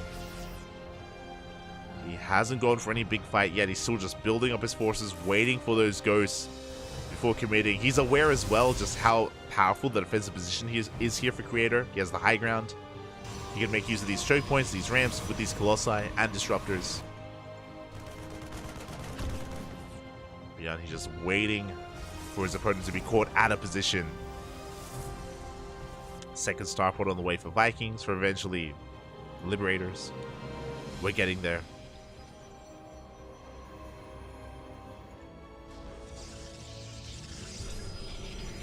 Bjorn does rotate over towards that natural as well. There is an army waiting for him though. Never goes up. Up. Massive connection. 3 ghosts go down. Oh my god. Can't really get better than that. We do fall back to an overcharge. Shield battery pops off. Another Nova will zone away the army. And Creator will hold. Again, a good trade overall. He lost the Disruptor, yes, but he got 3 ghosts for his troubles. And is getting up to 4 bases. Meanwhile, Bjorn just now getting his own 4th. Definitely something that we could have thrown down a little bit earlier. It's halfway done. But Bjorn is maxed. Bjorn, who was just hyper fixated on maxing out a Doom Drop head towards the natural base. Creator, he does not see this. He doesn't see, he doesn't know. Doom Drop into the natural. Main army towards the 4th. The tech is looking exposed. Nova goes up. Big connection. But the Templar Archives is going to go down at the same time. The main armies do clash as well. We avoid the Nova. We just barely avoid it. We push on in. Big EMPs on the Archons. And the job drops it. The job does divert its attention to the main base as well. It looks like the Creator, he's going to clean this up. Did lose a lot of tech, but does hold on to his economy. That's what's important. The economy is held on to. Creator now taking a 5th base. Really interesting expansion pattern here from Creator, but it makes sense. He's expanding with his army. As his army pushes out, he throws down a base. Drop though, it does come back into the main, and finally, looks like Bjorn is going to be breaking through and getting some economic damage. You can see Creator trying to force his way up the ramp, but a bit of an overextension. The splits, oh my god. The splits are looking insane. We avoid the Novas. But the Colossus still stands strong. Creator still trying to force his way up this ramp. We have the CCs on the way. The drops are being cleaned up. Now it's all about the defense. Can Bjorn hold? The Novas. Splits once. Oh my god, the splits are still looking damn good, but ghosts are falling left and right, and it looks like Creator has broken through. GG gets called, and Creator will take game number 1. GG. I'm loving the playstyle here from Creator. Again, just not taking the most orthodox or exposed bases, always expanding with his army, keeping his fresh mining bases safe as well from Bjorn. And Bjorn, I do think he overcommitted. We pointed it out when it occurred. When Bjorn went for the Doom Drop into the natural, he killed 2 gateways and he killed the Templar Archives. Again, the Templar Archives, that's a big pickoff, to be fair. We didn't have Storm. And then we actually dropped into the main. But if you notice, no economic damage was done. No probes were killed in that Doom Drop, and that was a costly trade here for just 1 tech structure and a couple of production buildings to lose that much supply, to lose, what was that, 5 medevacs full of units. On top of that, on the front lines, Creator was doing a great job at keeping and preserving his Colossus. His Colossus, they stood strong, the Disruptors as well, good Novas, and Creator did snowball out of control. Again, very good positioning and overall army control out of our Protoss player, and he is 1 game away from advancing onto the Grand Finals. And here he is. In the top left-hand corner of Oceanborn, we have the South Korean Protoss player representing Club NV. He needs 1 more. Uno más, papi. It is Creator. And spawning in the bottom right-hand corner, we have his opponent. We have the South Korean Terran representing Shopify Rebellion. Getting away with a lot of greed in that last game, but unable to really capitalize on it. It is Bjorn. Of course, the power of Bjorn, it's... Okay, we got some talking to do. we got to go over a couple of things.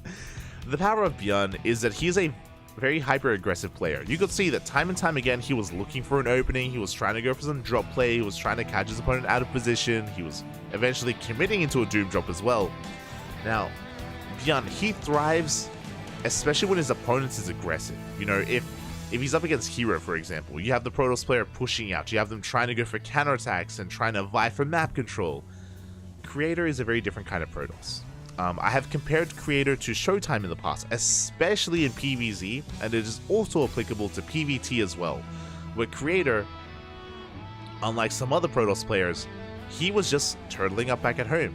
I say turtling. Like, he was expanding, yes, but he was never moving out. He was never pushing past the halfway mark outside of the early game. In the early game, sure, he was moving out with Phoenixes, he was harassing, but outside of that, he was absorbing and keeping up with the movement of Bjorn and just staying back at home, securing himself until he maxed out, waiting for Bjorn to make the first move.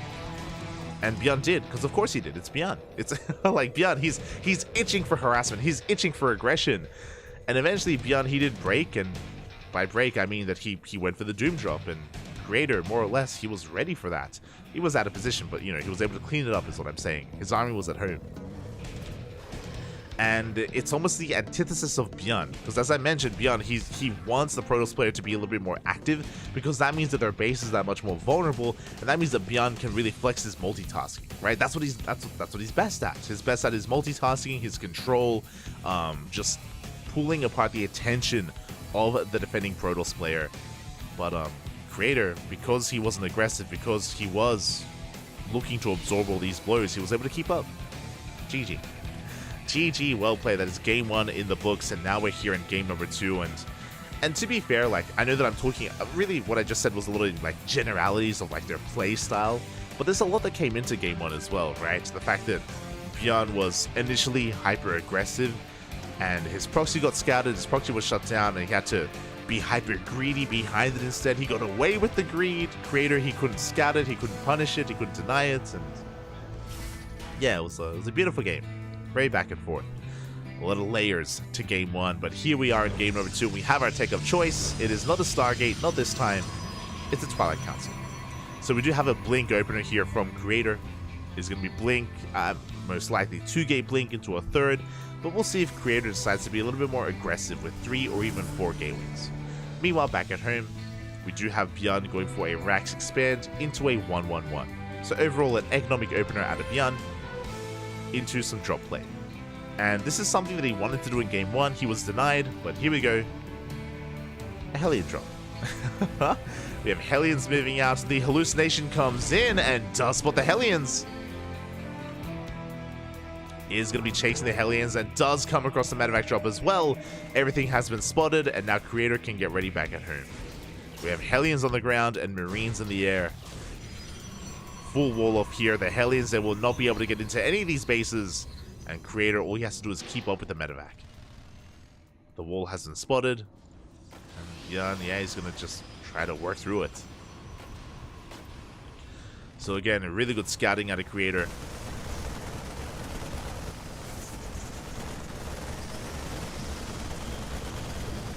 And with that, he should be able to keep up. The gateway itself taking a lot of hits. We do have the drop into the main, but Creator keeps up. He denies the drop into the main base. The Marines, they get some damage done on the gateway, but not much else. Hellions, they're trying to bypass the army. They go straight for the natural. There was an opening, and Creator out of position. Wasn't able to wall off. 3 Hellions, they one-shot probes, and they're lighting up. No! They are lighting up. 5 workers go down. We're going to get 6 towards the end here. Barely not. Oh, we're going to get it. Barely. 6 workers, 7 workers even for 3 Hellions. A good trade. A very good trade here from Bjorn. Initially, there was going to be 0 economic damage done. Creator, he had such a strong defense early on. He was able to keep up with the drop, able to wall off. And then he cancelled the wall. Then he moved out. He exposed himself. He was caught with his pants down, and Bjorn took advantage of him. So, again, just turning water into wine. Really good execution there out of Bjorn. And we'll see, can he survive the counterattack?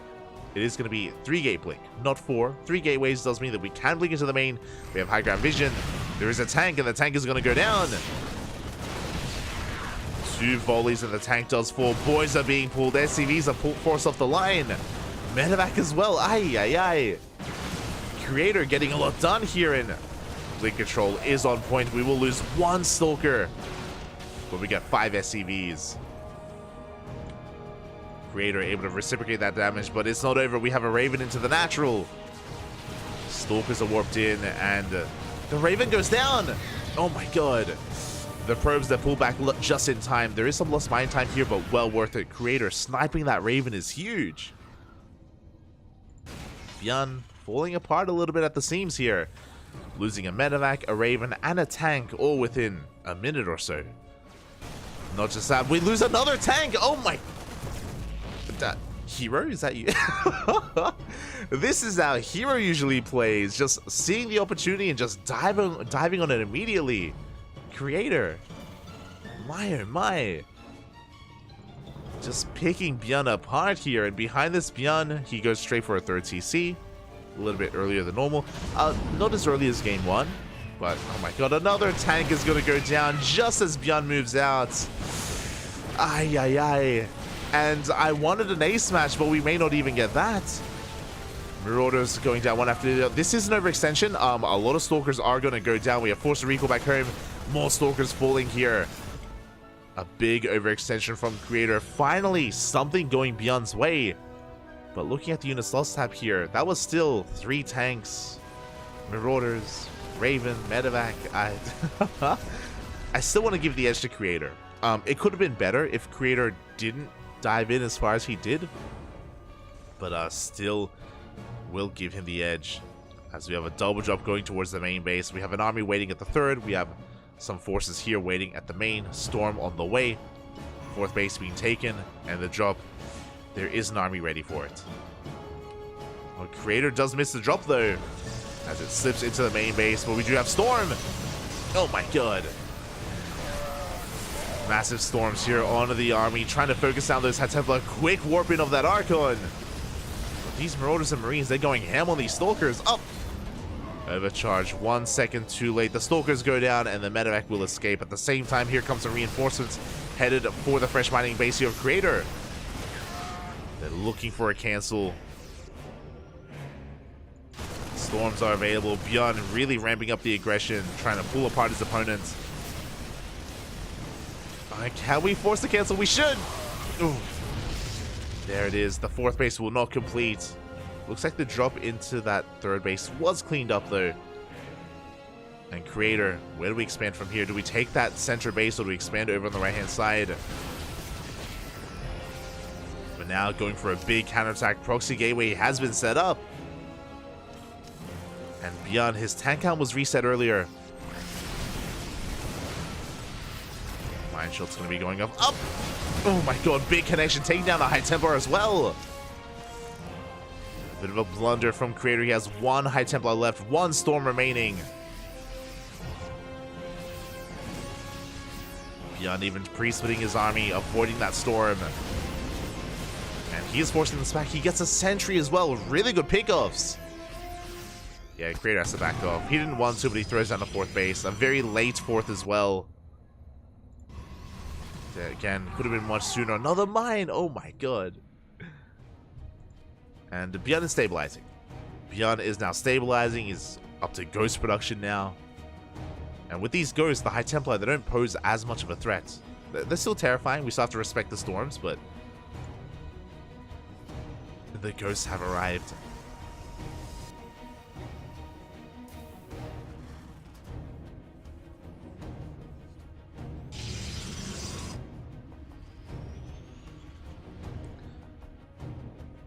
Here we go, Bjorn going to be pushing on out.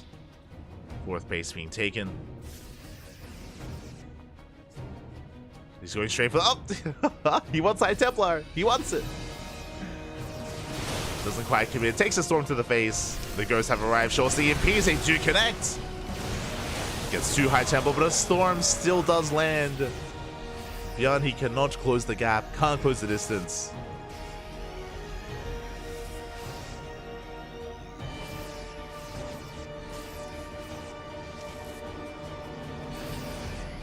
Bjorn is still looking for another way in.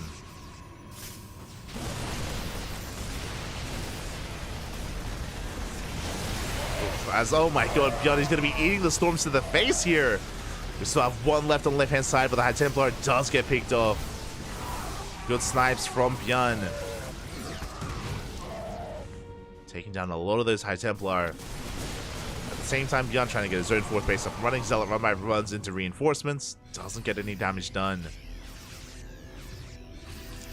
Bjorn with the secure economy, now getting his own fourth. Speaking of, Creator should be working on a 5th. Should be working on another Nexus. As Colossus production has commenced, Creator still relying on High Templar. Gets a feedback. Gets a decent storm as well.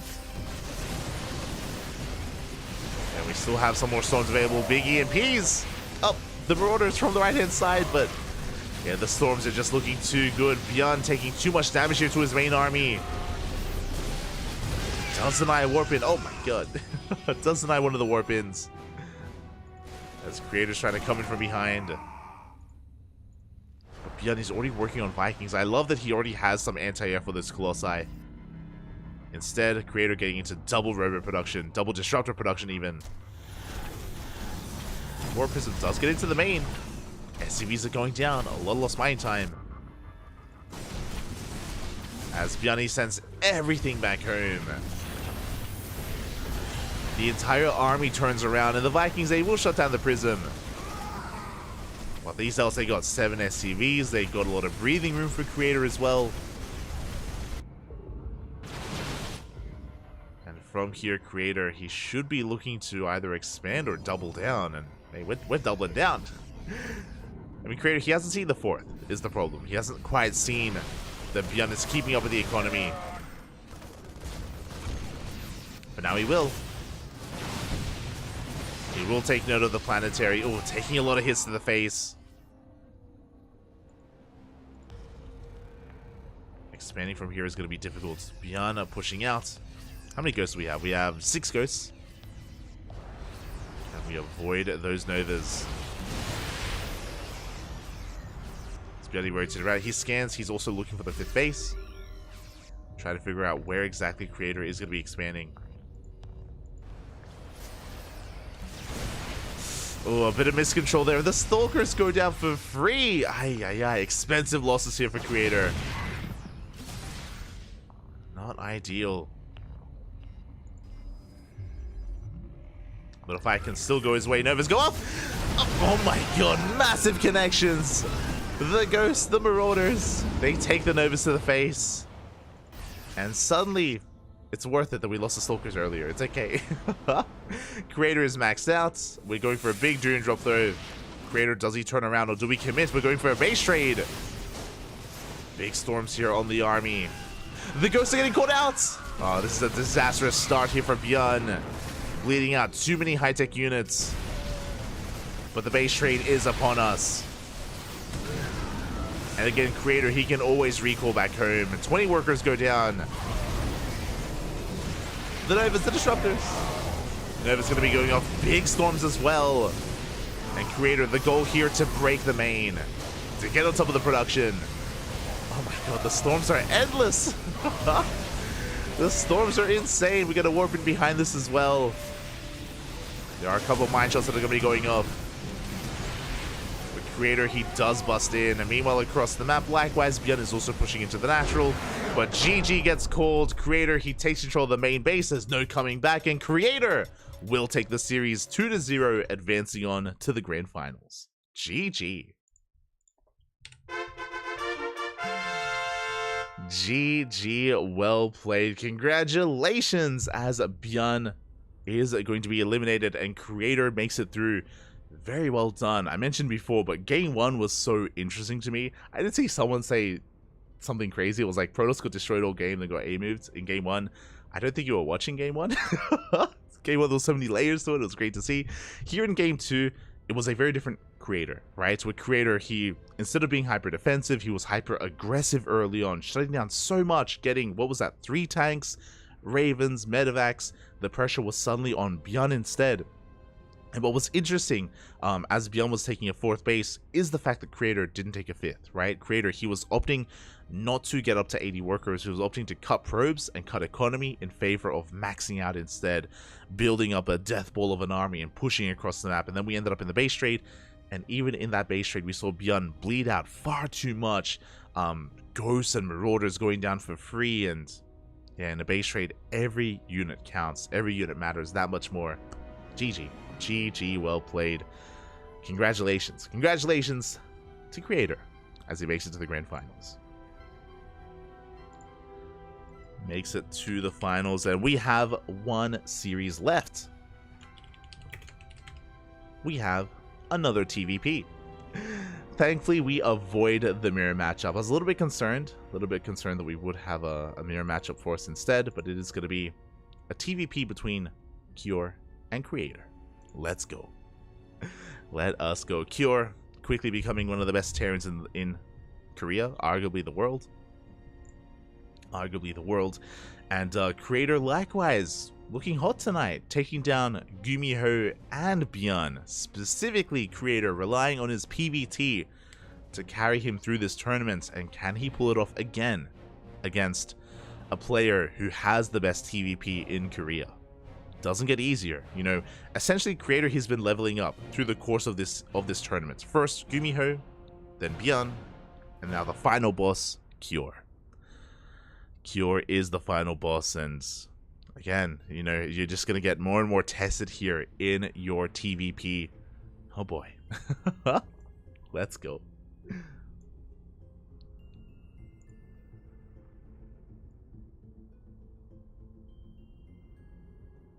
Let us go.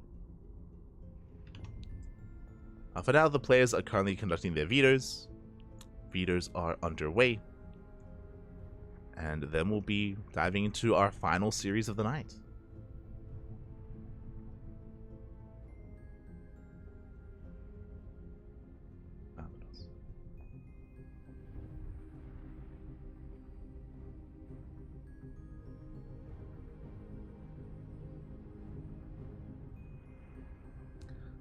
So I guess we're going to be going on a short break. Duct tapes. We're going to be going on a short break. We're going to be playing a couple of duct tapes from times gone by. And when we return, the finals. The finals, papi. They'll be upon us. See you soon for that best of 5. And again, for those wondering who may be tuning in for the first time and aren't too familiar with these players, Shelby, he is a pretty good Peruvian player. He's a streamer as well. He's streaming his POV. Dios mío, Dios mío, Dios mío.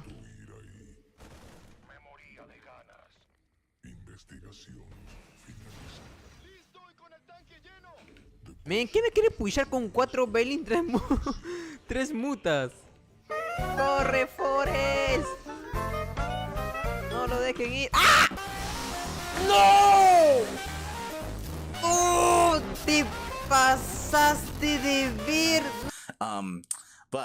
But he also looks after the convenience store when his parents aren't around. So he's currently competing, playing, and also looking after the store, and he needs to pause whenever there's a customer. What I want to know is how far does he have to go?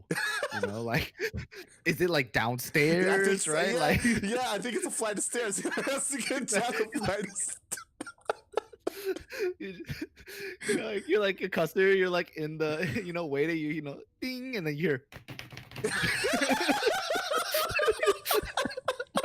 He's like straight up running down. every now and then, it's like you hear him fall. Waiting for him to like trip and fall. But I agree. He needs to like set up a camera like at the counter. Yep. Yep. Yeah, just like. And then he runs back. Does he like wait for the customer to leave, or is like after he does the money exchange, he just books it up? For those wondering, I did wake up like 20 minutes before the broadcast, and then took 10 minutes to set up the stream, and then just went and I quickly grabbed some water to wake up. Do I need to like Uber Eats you some breakfast? Oh, no, because then I would have to leave the cast and go get the food. Your door's not that far, right? Like, listen, if Yaku? If Shelby can go attend his goddamn store while he plays the tournament, you can probably go pick up some food at your front door, you know, while you're casting. It's totally... And welcome back, everyone. Welcome back to the grand finals, the final series of the night in ESL Open Cup Asia number 200. It all comes down to this final series. And spawning in the top left-hand corner of Oceanborn, we have the South Korean Protoss player representing Club NV. It is Creator. and spawning in the bottom right-hand corner, we have as opponent, we have the South Korean Terran player. We have representing his new team, Team Liquid. It is Kyor. Renowned for his TVP, the best TVP in the world. Let's go.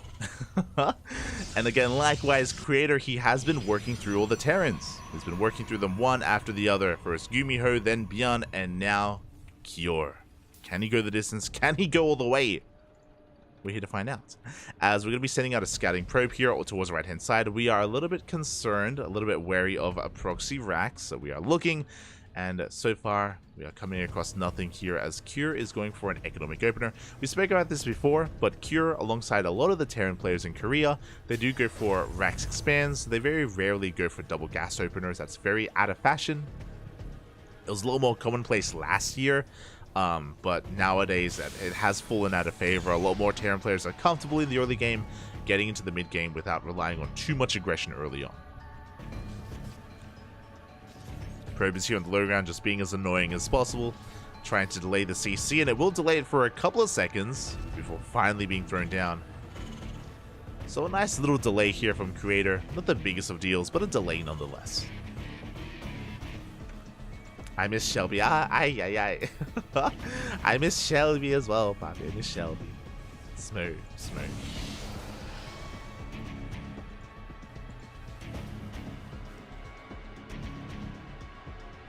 Yeah, Shelby, he's an AoE 4 player nowadays, I think.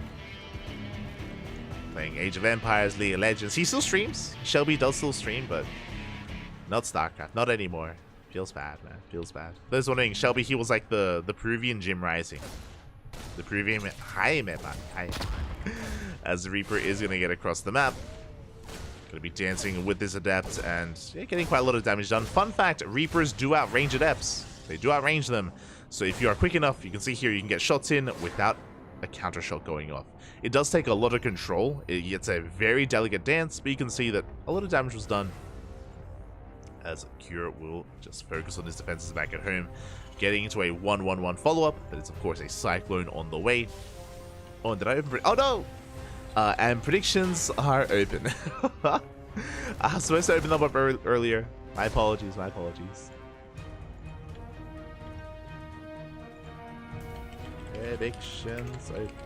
Predictions are open in the chat for a couple of extra minutes. I don't mind opening them up a little bit late here just because it's a best of 5. So get them in while you can, as it is going to be a Stargate opener at a creator. We have our Stargate on the way. The Reaper is going to be trapped though. There's no way out and the Reaper will fall. Looking at the vision, Kyor, he was unable to scout the tech. He is unaware or whether this is a Twilight Council or a Stargate. Meanwhile, back at home, he's getting into his 3-1-1 setup. Second Rax for now. Soon, our third Rax will be upon us. We have our Widowmine production, Medevac on the way for some drop play as well. And Kyor is going to get across the map. Now, I'm really curious if he just goes with the Widowmine or with Marines alongside it. It looks like it's just going to be a singular mine drop. Now, for those wondering, this mine drop is very uncommitted. The reason for this is because Kyor doesn't know what he's going into. He doesn't know... Oh, actually, is he coming back for the Marines? Let's go! He's coming back for the Marines, Papi. I was really curious. We spoke about this in the previous series as we just turned back around completely, actually. Okay, Kyor. I was really curious if he saw anything, if he noticed anything. Looks like just in the middle of it, changing his mind, taking a more defensive position instead. So I was about to say that going for a drop like this is designed to just get a read on what's going on and scout the opponent, scout the tech. Kyor instead going to be racing back home. Phoenixes are diving in. And there is a Widowmine in the mineral line. So Kyor just trying to minimize his losses here. Trying to survive against the Phoenix harass. Meanwhile, it is going to be Phoenix into a third base into Colossus. Colossus production is soon to commence. The bay is on the way, so Phoenix Colossus, very standard opener here from Creator. Very stock standard stuff from our Protoss. This is very meta. The reason for this is Phoenixes, they give you map control. They just shut down drop play entirely, and they can even harass and cripple the economy. Meanwhile, as the Phoenixes give you the safety of map control, you can tech up even further, take a faster third, and get into Colossus. There we go. First Colossus is on the way.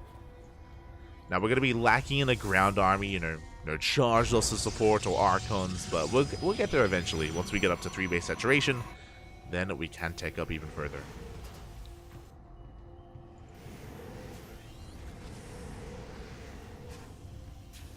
Oh, did I misspell creator? No! Where did the V come from?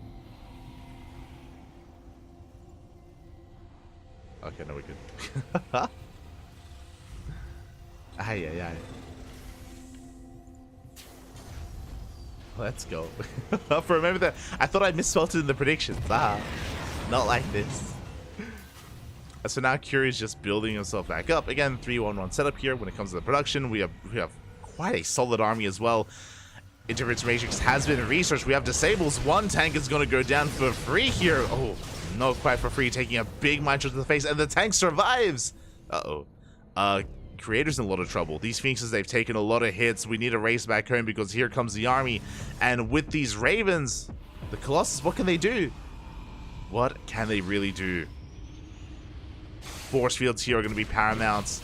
Phoenixes, they recall back home. First Matrix has gone off. Force field's going to try and slow down the army. We have a second disable. Raven goes down. With the power of this overcharge, your Creator, he can hold on. Oh my god. That was a clutch snipe on that Raven, a clutch overcharge as well, keeping everything alive. And Cure has to back off. Oh my god. Again, that was a very close moment there, but Creator, he preserves everything, and now suddenly Creator, he has momentum. He can push out across the map. There are no tanks in position. Just Mass Mine, Marine, and Marauder. Third CC's on location.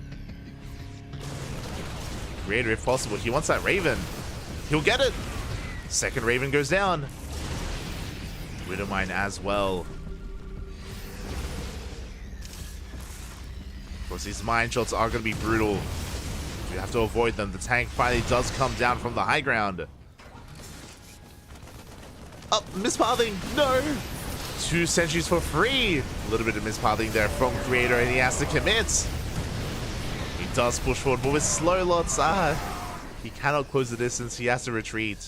3 Colossi now. And behind this, there's that Twilight Council for charge. We're still pushing in, by the way. We're still not slowing down. Yeah, the Widow Mines are falling. Creator, oh my god, just so aggressive here with his army movement. Especially without charge. I would have thought he would have just gone back home, but no. Instead, he sticks around up to 4 Colossus. Creator, he's crazy. 4 Colossus, he's continuing Phoenix production as well. Gets a Widowmine.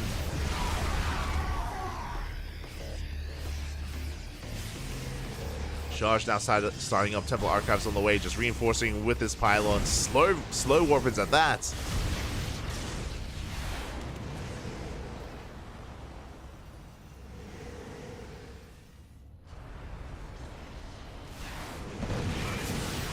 This Creator still just threatening the army, still refusing to turn back around. You know, that one tank has done a lot for Cure. Jesus. It's done so much splash damage here to the army. Creator finally is going to retreat. Finally, he's just going to take a moment to breathe. And Cure establishes his third. Meanwhile, Creator throws down this fourth. Fourth is on the way. Phoenixes, they pivot away, heading towards the natural base. And they're going to get a couple of SCVs. A couple of workers will go down.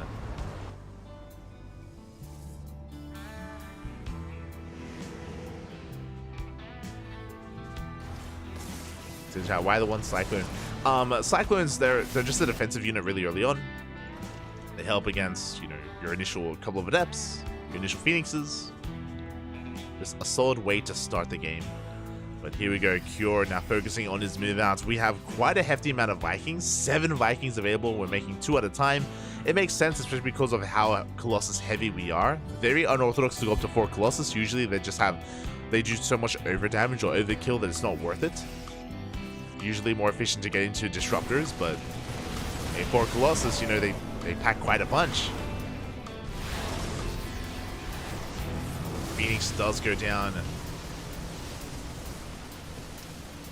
Charge has completed. +1 now kicking in. Archon's being thrown into the mix as well. Oh, Cure, he does get the observer. We dive on the army nonetheless. Cure on the retreat. Big EMPs on the Phoenixes. Massive EMPs. I'm worried that Cure may just have too much anti-air for creators to even deal with. We want the Colossus. Don't quite get it, but the Phoenix count is just non-existent at this point. We had 10 Phoenixes a moment ago, but now we are down to 0. The kiting from the Vikings is just too good. Creator bleeding out every single one of his Phoenixes here in the bush. We have a 5th Colossus on the way. Oh my god, he's crazy. Mate, who cares about disruptors? Who cares about purification overs? It's all about the Colossus. The minefield is real. The tank's still holding on. So many lasers. Here we go. We collapse on in. The first Colossus goes down immediately. EMPs, they strip the shields away. And Creator, he just cannot push in. Finally, a disruptor. Finally, a disruptor is on the way. Second robo. We're up to 4-way saturation. We're getting into disruptor production, thankfully. Meanwhile, Cure is taking his 4th. He was able to minimize his losses. He traded so damn well with his Vikings. So impressive the way that he was able to just kite his way back. Take down every single Phoenix. And now the game is going to be settling. Both armies are maxed out. I will give the edge to Cure, just because we are lacking disruptors. If we had like 2, 3, 4 disruptors, then I would give the edge to Creator, but just is not a thing. Here we go, big EMPs. At the same time, a massive Zealot Warp in into the main. Oh my god. We deny the Raxes. We get into the mineral line as well. And Cure, because he was maxed out, he just didn't have any reinforcements. Even the upgrades are under threat. At the same time, Creator going to be pushing towards a fresh mining base of his opponent, but there's a Planetary. Planetary and the main army as well. We will not get the eBay. It was close. 10 SCVs, but the eBay will survive.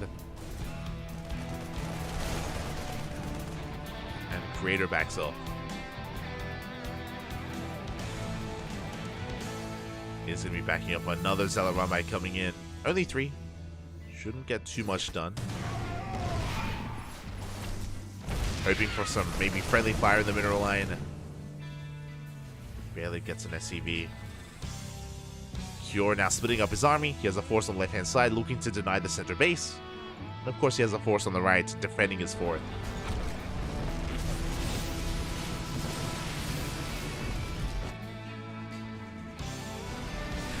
Meanwhile, the Zealot Rumbais, they don't stop. 9 more SCVs. Cure, he's taking quite a hefty amount of economic losses.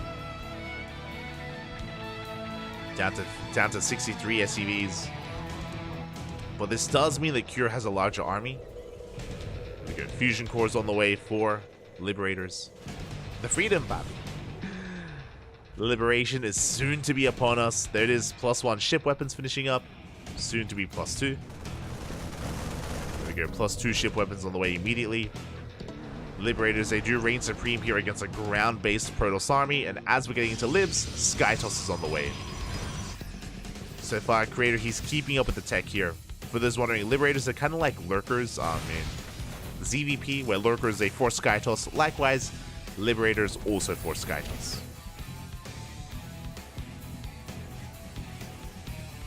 So we're getting to the late game. Yeah, going the distance here in game 1.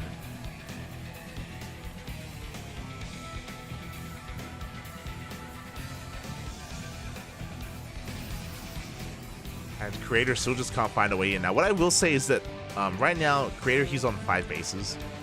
This 6th base, it's going to be difficult to defend. Very difficult to hold on to, especially without static defense. Observers moving out. A lot of observers actually on the field. Trying to cover the main attack pass. There we go. +1 air attack is on the way. First carrier in production as well. Oh, the observer does get caught.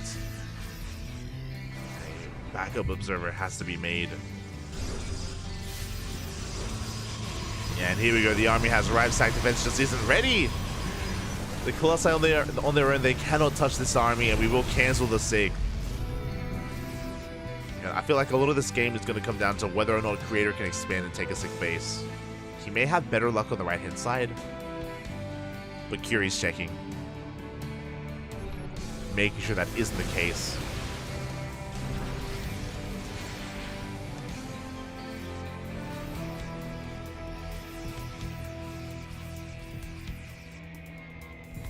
There it is, we're just getting well underway with that Sky Toss. Meanwhile, that's Liberator range. Now, this is where I have to be a little bit concerned for Cure, because it feels like Creator, he is slightly one step ahead. How many Vikings do we have? 10 Vikings. Eventually, once we realize what's going on, we are going to have to double down on additional Viking production. We take down a Colossus. Oh, we take down a second. The reality is that Colossus, they've been outscaled. They are not that valuable anymore. You get rid of them. Feels bad. There's only enough room in this army for 2 Colossi, and there's 4 of you. Sort it out. Ah, oh, smooch.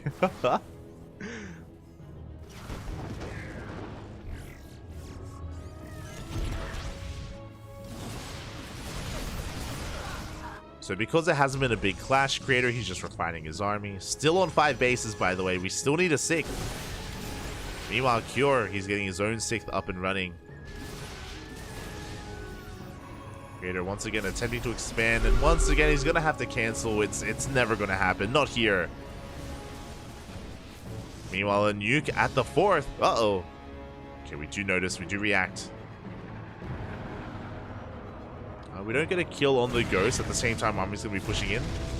Nuke goes off. And we need detection, Pat. Another nuke is on the way at the same time. Oh my god, would you have a Romai on the right-hand side? Disruptors, they get focused down one after the other. Storm will zone away the army, but good trades here from Cure. Creator is being spread thin.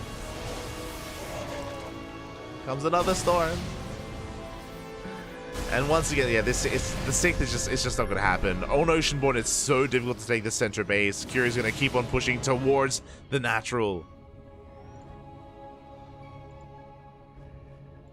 Creator, he has to reveal his hand. The carriers have arrived.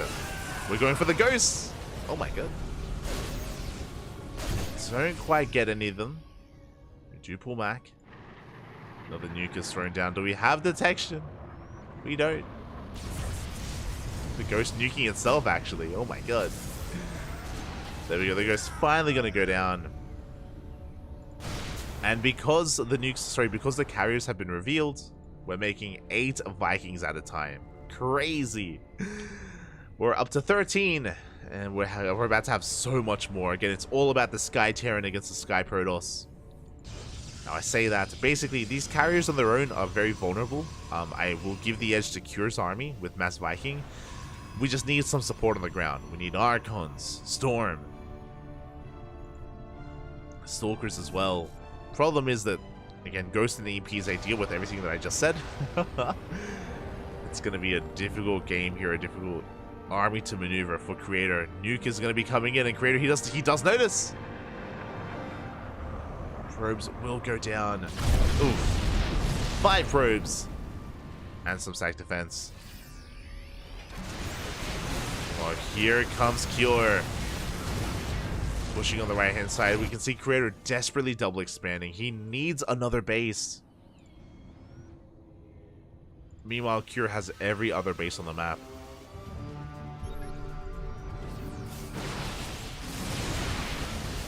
Working on that 7th. Nova goes up. Okay connection. It's okay. Getting a ghost as well, but disruptors are falling left and right. So Cure, he's pulling Creator apart at this point. And Creator, he can't engage. He cannot engage with these carriers. They're so vulnerable. How many Vikings do we have? 25. And just like that, one carrier goes down, second carrier as well. As we mentioned, this army just cannot push in. The Terran, it's just out of control at this point. That was 2 carriers for free. And the Liberator's going to be zoning everything away. Turrets are being thrown down as well. And outside of trying to outposition this army, I don't see how Creator can deal with this. I think he has to go for a base trade. He cannot push in. Next is going to go down. Yeah, we can see he Creator just avoiding the main army. He has to go for a bit of a counterattack instead. As Creator is knocked down to 4 bases, he's trying to get a 5th here on the left and on the right.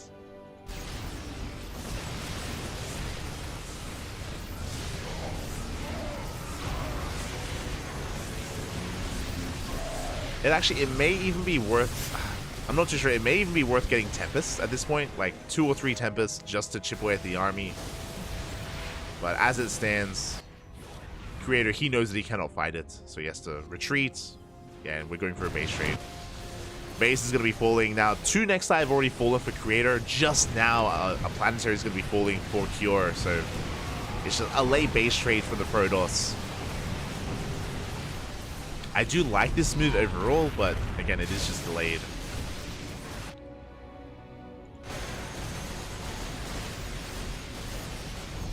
As Cure, he's already reached his end game. This is his ideal army. Ghost, Lib, Viking. It's all he needs. Meanwhile, across the map, Creator is going to get a second base. Again, we're just going full base trade. It's just very unfortunate. Oh! Never goes up. Very unfortunate that Creator, it took him a little bit too long to get this going. So I still have to give the edge here to Cure. As we're taking down Nexus after Nexus. There are so many Nexus to bring down. There was a hidden base here that Cure apparently didn't know about, and he turns back around. He's going for the planetary. We do have a warp in of Zealots and even DTs. Liberators do siege, and Cure, he's turning back around. He's coming back home. Neva's going to try to zone away the main army. Can Creator pull this off? God, that's a lot of Vikings. It's a lot of Vikings, and Cure, he still has production. He still has a bank. He's still making units. And more Vikings are on the way. And Creator, this is all he has left. He does not have a bank. He's losing his economy. But our Templar are doing what they can. And Creator, he retreats, yeah. I think that's a wise choice. How many Vikings do we have? 39. We have 39 Vikings. When the fight does occur, we're killing everything in the air. Which is why I'm pretty sure Creator is trying to transition to like a ground army instead. But even then, it's going to be difficult against all these Liberators.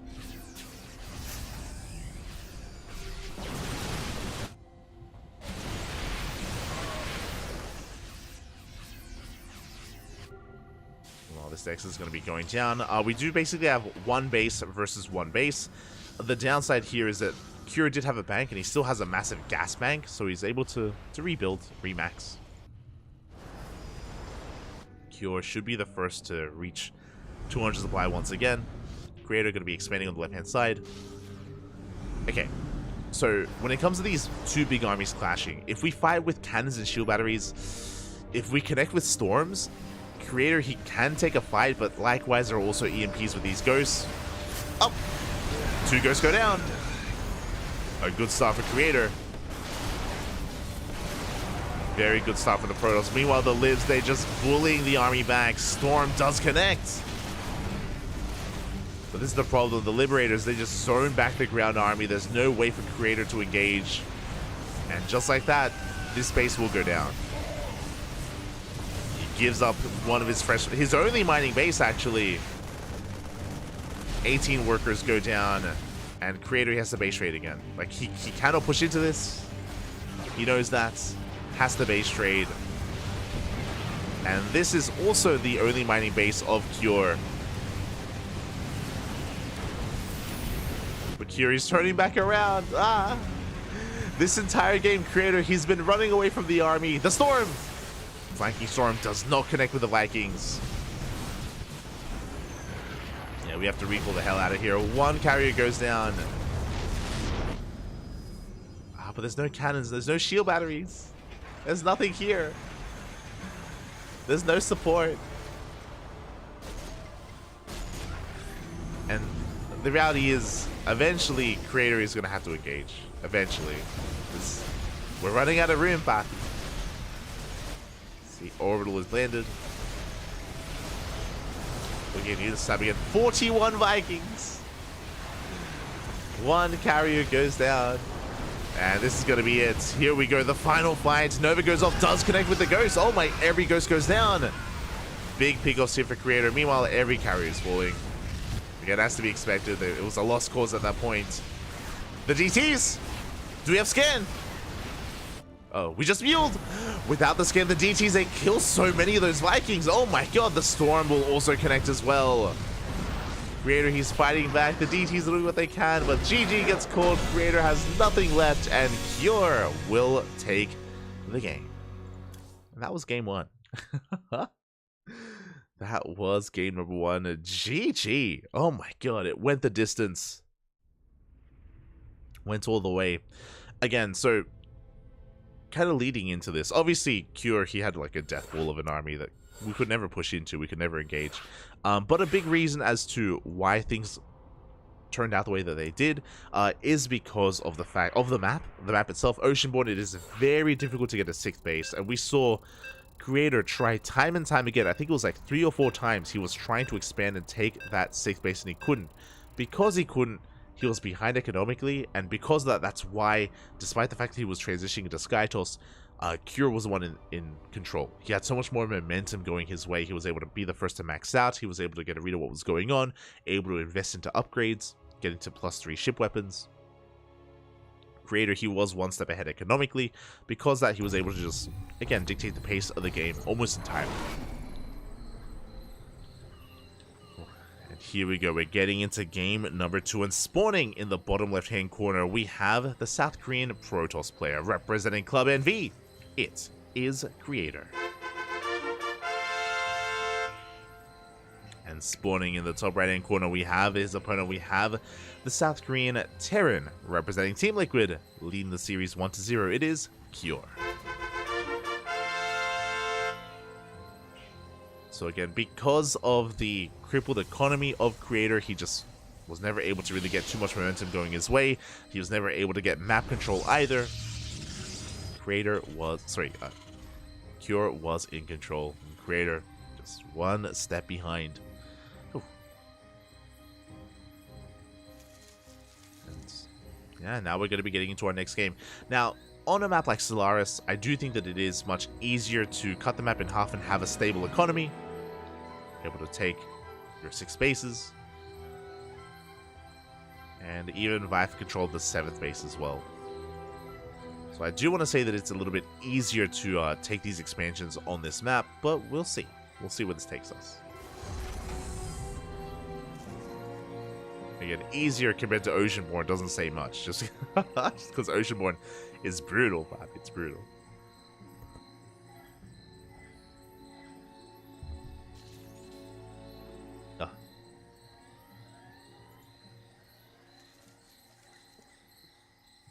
As for now, I'm sure Creator, he doesn't want that kind of similar game state to occur. Does try to delay the expansion, but the CC is thrown down. Once again, racks expand, economic opener out of Cure, the same opener he went for in game number 1. The exact same opener.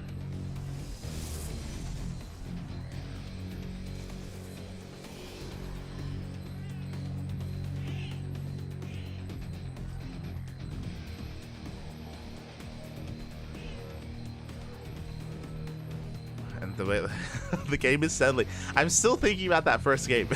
I'm still in Oceanborn, Bobby. I'm still in Oceanborn. Okay, we're settling in, man. We're settling in. Reaper, of course, is going to be harassing the natural base. Going to be delaying any kind of expansion and delaying any kind of mining time, and Trying to be a nuisance here. We have our tech of choice. This time it is not a Stargate. It is going to be a Twilight Council from Creator. Oh my. Okay, Twilight Council is on the way. Looking to go into a Blink Opener instead of a Stargate.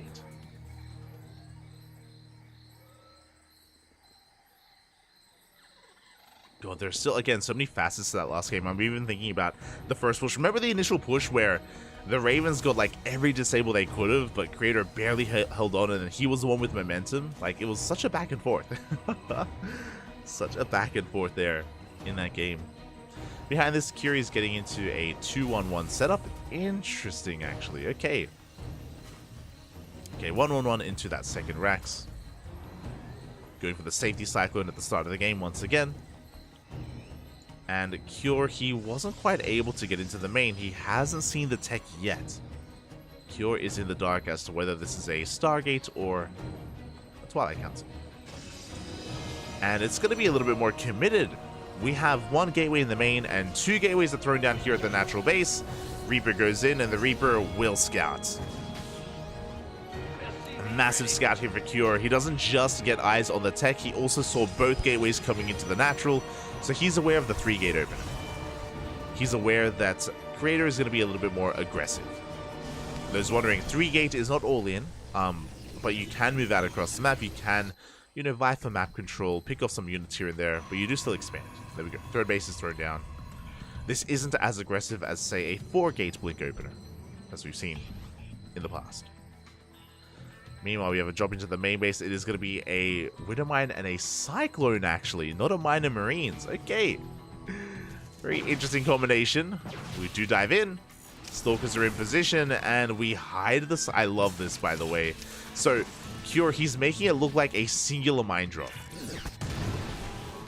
Widowmine goes off, Widowmine will be shut down, and the medevac is stuck. But little does Creator know that there is a Cyclone within it. So again, very cheeky here from Cure.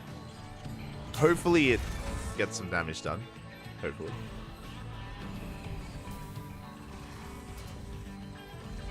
As back at home, Cure is going for the exact same setup as game number 1 as well. It's going to be a 3-1-1 production setup here. Stim is on the way, Interference Matrix is being researched, and we have our Raven. Speaking of Raven, the Observer does dip in, did get eyes on the Raven, and we have to skirt the edge of the map here, avoiding those Marines. We don't want to throw away that Observer. Don't want to lose it too early on.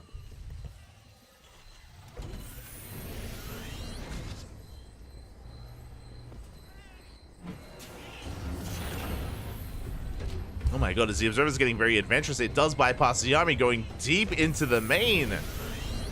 Sees the production setup as well. Confirms that there's only one Raven, not two.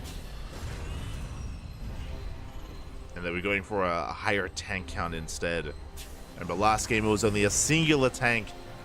As the Cyclone gets dropped in, but ooh, is shut down.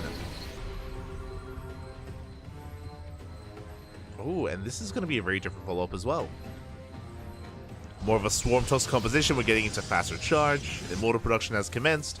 No Forge for +1, which is a little bit suspect. Typically, we would have upgrades on the way. Here we go. We got Zealots for the main base. We have Stalkers for the natural. A very aggressive build here from Creator. I don't like this yet. As in, I would like this to go in as Cure pushes out. Cure is getting a 3rd CC in his main, and he has an insane army at the moment. But he does want to push. Again, trying to break this entrenched position is not going to work. Not without Zealots, and the Zealots are amassing. How many gateways in total? 8 gates in total. Let's go. 8-gate charge here from Creator. I mentioned before, no Forge, no Bay. The Bay just now thrown down. Quite late, but that's because we want to push in, we want to commit. The Stalkers, they dive into the main base. Trying to force an overreaction, but Cure, he's in position, he gets a lot of Stalkers. Big anti-armor missile here on the army. The tanks, they were on siege! No, the tanks, they were on siege, they get surrounded. Both tanks go down. Big pickoffs here for Creator. That was not meant to happen. And just like that, the push here from Cure, it's lost its backbone. The tank count was reset. And that's all the creator wanted, to kill those tanks. And now he can back off. Now he can chill back at home if he wanted to. Meanwhile, Immortal drop into the main. He's going to take down the depots I mentioned before, but yep, Stalkers and Zealots, they just race back home. No need for them to be out here. As 2 depots go down, supply blocking Cure, and as we go back home, double forge, double upgrades, Colossus production has commenced, and 4th base is on the way. Creator, he has the freedom to tech up. He has the freedom to be greedy. Cure is still pushing. Again, no tanks with this army, but he does have the Raven. There we go. Big anti-armor missile once again on the army. We're pushing towards that natural. The Colossus does come out. Just in time. Oh my god. Again, any second later, and we would have killed that Artosis Pylon. Could have even depowered that Robo as well.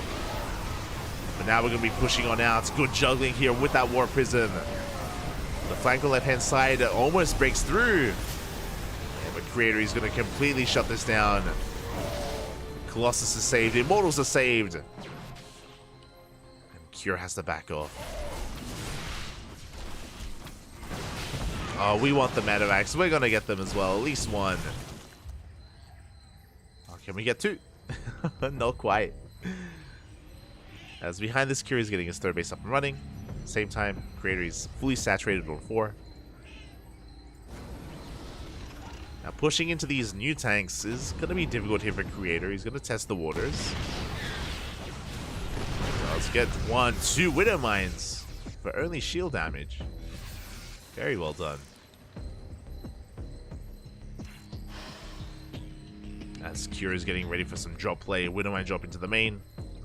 Stalkers rotating around. They're going to be coming across another Widow Mine as well. Oof. But we are going to be threatening that 3rd. Likewise, a massive push getting ready here at the natural base, which means Creator, he may not be paying attention back at home. And Cure, he is out of position. There it is, the mine jump into the main base. 5 workers go down. Creator, though, he is paying attention. He does notice. As we got a mine in the main, in the natural, and 1 at the 3rd base. And oh no! Big connection. 10 workers go down, but Creator, he doesn't care. He dives on the army. He gets on top of the tank for the 2nd time. The boys are being pulled, but this 1 Colossus is going ham. We do have a 2nd army coming in from behind. The 2nd army. So who has surrounded who here? As it looks like Cure should be able to deal with this, but he's losing everything. 42 SCVs go down. The Zealots are still wreaking havoc. They're stuck behind the wall, but they do get on top of the army. And it looks like Creator is fighting back in this series. 1 Colossus goes down for free. But there's still just too much Protoss. Mine shots going off once again.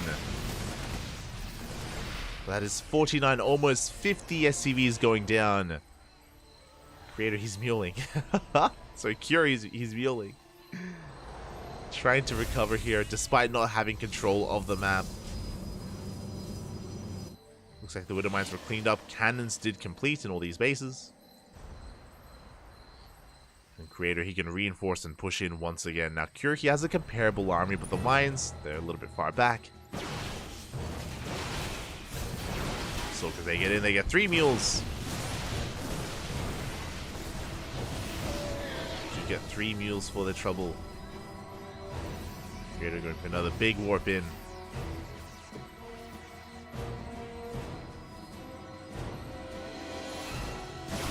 And once again, it just looks like there's too much Protoss here. Even without the Colossus. The Gateway army is looking insane. He wants the 3rd TC. He wants it. He's gonna get it. Oh, there we go. Barely does get a kill on that CC.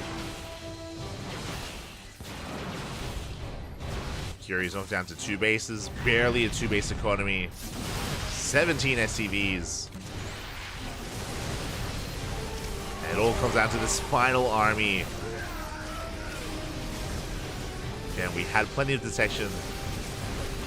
Widow Mines go down. Cure, he's migrating his heart out. He's stutter stepping his heart out, but really he's just taking in the loss here because there's no way to fight back. Not against this kind of army, not against this deficit. We have had comebacks in the past, but we don't really have the tools to come back at the moment. You know, we can maybe go for some drop play. We can get across the map, cripple the economy. But these head-on engagements are not like this. Not like this, puppy. GG gets called, and Creator, he will fight back, tying up the series 1-1. GG. Oh my god. And really, this is what I want. This is what I want out of this series. A back and forth. A back and forth is all I ask for, and oh boy, that's what we're getting. GG. Creator, he does take that second game. Again, a far more aggressive Creator here in game number 2. We saw that he was a lot more proactive when it comes to pushing out. Went for a very interesting build. Remember, he didn't go for a Bay. He went for a faster charge instead. Went into charge alongside his Blink Stalkers. Delayed his Forge upgrades, delayed his Robotics Bay. Was hyper aggressive across the map, and it all started when Creator, he caught Cure's army unsieged. He caught those 2 tanks, and killing those 2 tanks was a massive moment there for Creator. It was the moment when he took map control, he took the momentum away from the Terran, and Cure was never able to quite get it back from there. GG. GG.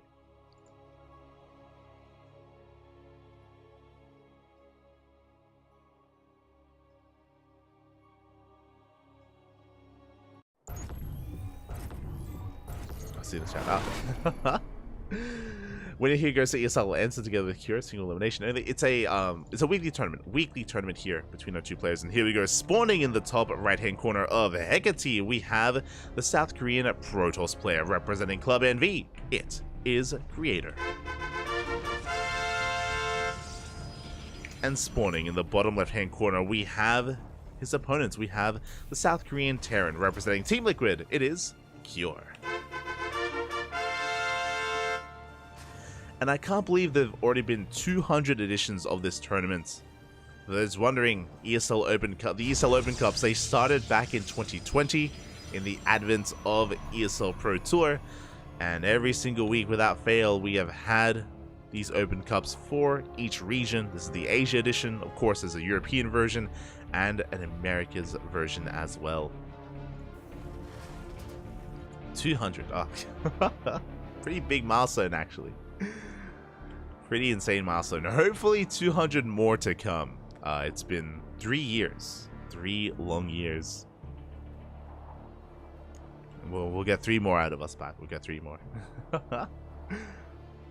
As we do have Creator once again, going to be going the long way around. Going to be hoping to get a bit of a scout off and delay the expansion of Cure for as long as he can.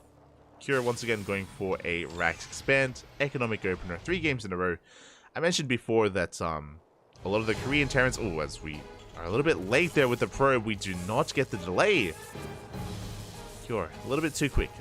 But we were speaking about it earlier about how a lot of the Korean Terrans, most Korean Terran players do go for Rax Expands in this matchup. The only player that doesn't consistently do this in the Korean scene is Gumiho. Gumiho is far more aggressive, of course. The double gas openers, they've fallen out of fashion, at least in Korea. At least in Korea. As behind this, we have Creator just going for a Gate Cyber Expand as well. Nothing too crazy in the early game. And Cure, he's just making sure. Proxy gateway openers are a thing, so Cure, he's just checking his linear third base to make sure that there is no proxy. To make sure that he is safe and sound. To get into his build. And once again, we are mixing up the openers. In Game 1, Creator did go for a Stargate opener. Game 2 was the Twilight Council, and here in Game 3, it is a Stargate, once again, at the Natural. With this Stargate opener, it should be Phoenixes. If we were casting Hero, I would assume it would be Oracles. You can go Oracle instead to be hyper-aggressive and try to cripple the economy of the Terran player. But Creator, he typically isn't really that aggressive early on. He isn't quite cut from the same cloth as Hero or Classic. So we should be seeing some Phoenixes. There it is. Phoenixes are on the way. Meanwhile, in the center of the map, we have Hellions vying for map control, but Adepts do rock up, and they will be forcing back the army of Cure, for a moment at least. Oh my god, as Cure is just rallying everything across the map. He does have a medevac on the way behind this, going for some drop play. Only a single Widowmine, but plenty of Marines and the Hellions as well. So Cure looking to be quite aggressive. And we'll see if Creator can come across the medevac. Go. The Marines are being sent across the map. Only the Marines. Widowmine is back at home to defend. It is just huddled there in the middle of that mineral line. And the drop is moving out. Now the Phoenixes, they do fan out. So Phoenixes, the Adepts do fan out to try to catch any kind of move out. But I believe the drop has been unscouted. The Phoenixes are moving in. But the Marines are unloaded. At the same time, the Hellion is getting ready to dive into the natural. Workers, they may go down. Does take a couple of volleys, but the Hellion doesn't quite get a probe. But at least we scout the opponents, and the pylon is going to fall. Good pick up here from Cure. Getting whatever he can. And because it was a Phoenix opener, you know, Phoenix Colossus is very by the book, very standard. It's what we saw earlier in the series. Earlier in Game 1, and we're seeing it once again here in Game number 3. Robo's on the way, Safety Immortal, and the Robotics Bay is on the way as well for those eventual Colossus.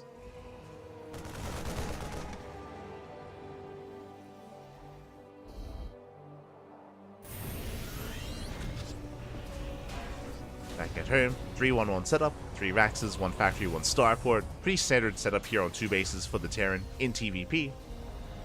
What is interesting is that we are not continuing tank production. We went for an add-on swap to prioritize stim and combat shields. We only have 1 tank here on the low ground. Relying a lot more on a bio-heavy composition. There it is, stim, combat shields, and +1. They're all lined up to hit at the same time. And that is a reactor on the factory, not a tech lab, so we are not making any additional tanks. It is going to be Widowmines, very similar to the previous game. Where last game, we only saw 2 tanks out of Cure, and then we got into mine production quite heavily. Here, it's only a single tank, then into mines. So it's a very flexible, very mobile army out of Cure. I'm sure he's going to want to be very active with it momentarily. Meanwhile, back at home, Creator, he's just chilling. He's just chilling. Getting his 3rd saturated, working on extended thermal lance, forge for upgrades, +1. No gateway explosions, so a very passive playstyle here out of Creator, very defensive. Should eventually work on a 4th base, and there we go, the probe is moving out, looking for that 4th.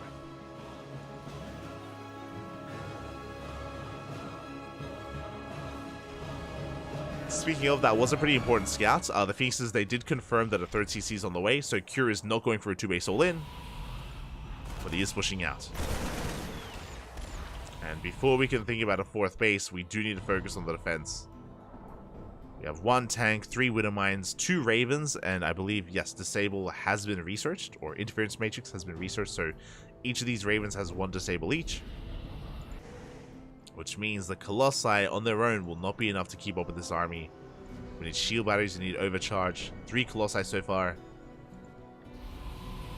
And the Cure has gone unscouted until now, as the probe does see the army. Cure is looking to reposition. And he can get within range of that Cyber Core. Oh, 2 Phoenixes go down already. The mines, oh my god, massive connections. This is not a good start. Creator, yeah, he cannot engage. Massive anti-armor missile, massive Widowmines as well. No, the mispiling. The Colossus taking some extra hits to the face. And the Cure, he's just having his way with Creator. He takes out the Cyber Core, the Gateway. Creator, he's expanding elsewhere. We have a drop here on the left-hand side. Creator, he's being pulled apart. very quickly, things snowballing out of control. Widow Mines go off. We only lose 2 workers. Create a great defense here. A very chaotic defense, but a defense nonetheless. Here comes the disable. On a Colossus.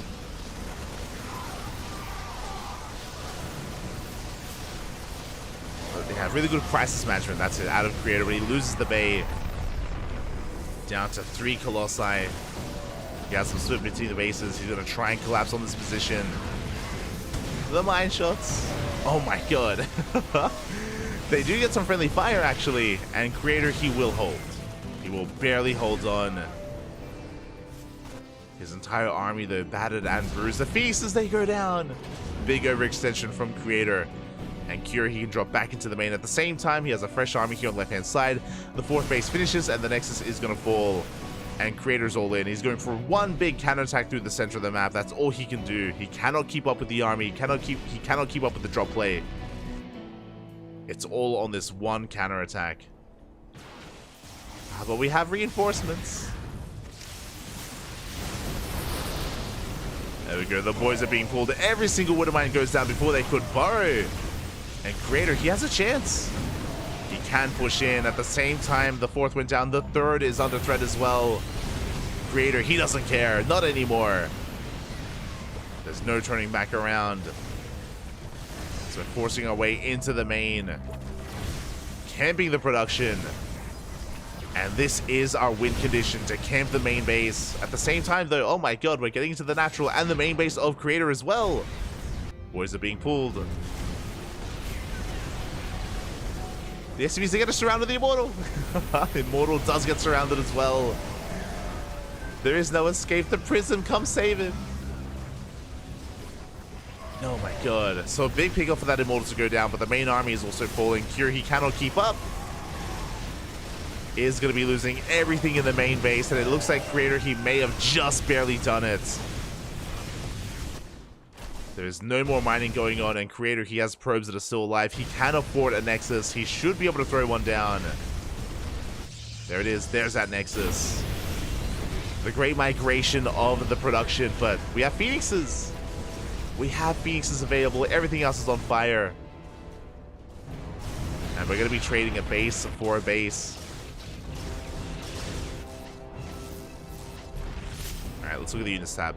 We have 10 Marines and 8 Marauders. Against 3 Colossus. I don't see this working here.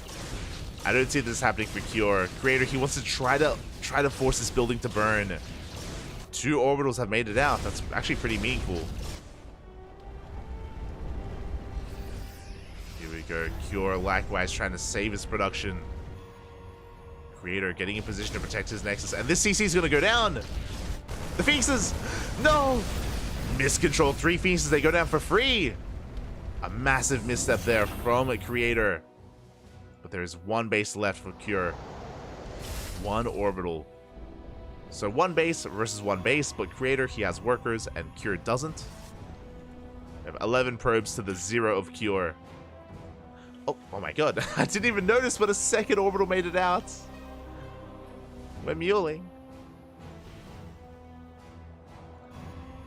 But the main army is still in favor of Creator. Now, he only has 1 base, so he has to defend it. He cannot move out. Doom Drop is coming in. Some production has survived. Creator is just going for the depots. Going for the supply block. Now, is Creator going to be fast enough? Because here come the Marines. Up. Oh my god. There we go. Looks like one of the bases has been found. Cure, he's aware that the army's in this position. More or less, he's aware of its location. He has a Zealot being sent out just to keep tabs here on the base.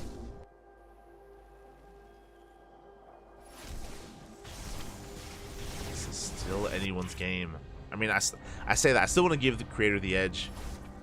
If his army is somehow split up, then maybe Cure can make some magic happen. Creator is still looking for the base. Oh. As the Bevacs have been spotted. Creator, he knows. He knows where the army is. He still has not seen this center left base though. He's looking. He is looking with his phoenixes. Or his one phoenix. And he will find it. CC is found. We can see Creator, he's trying to repower some of these buildings, actually. Quite a risky maneuver.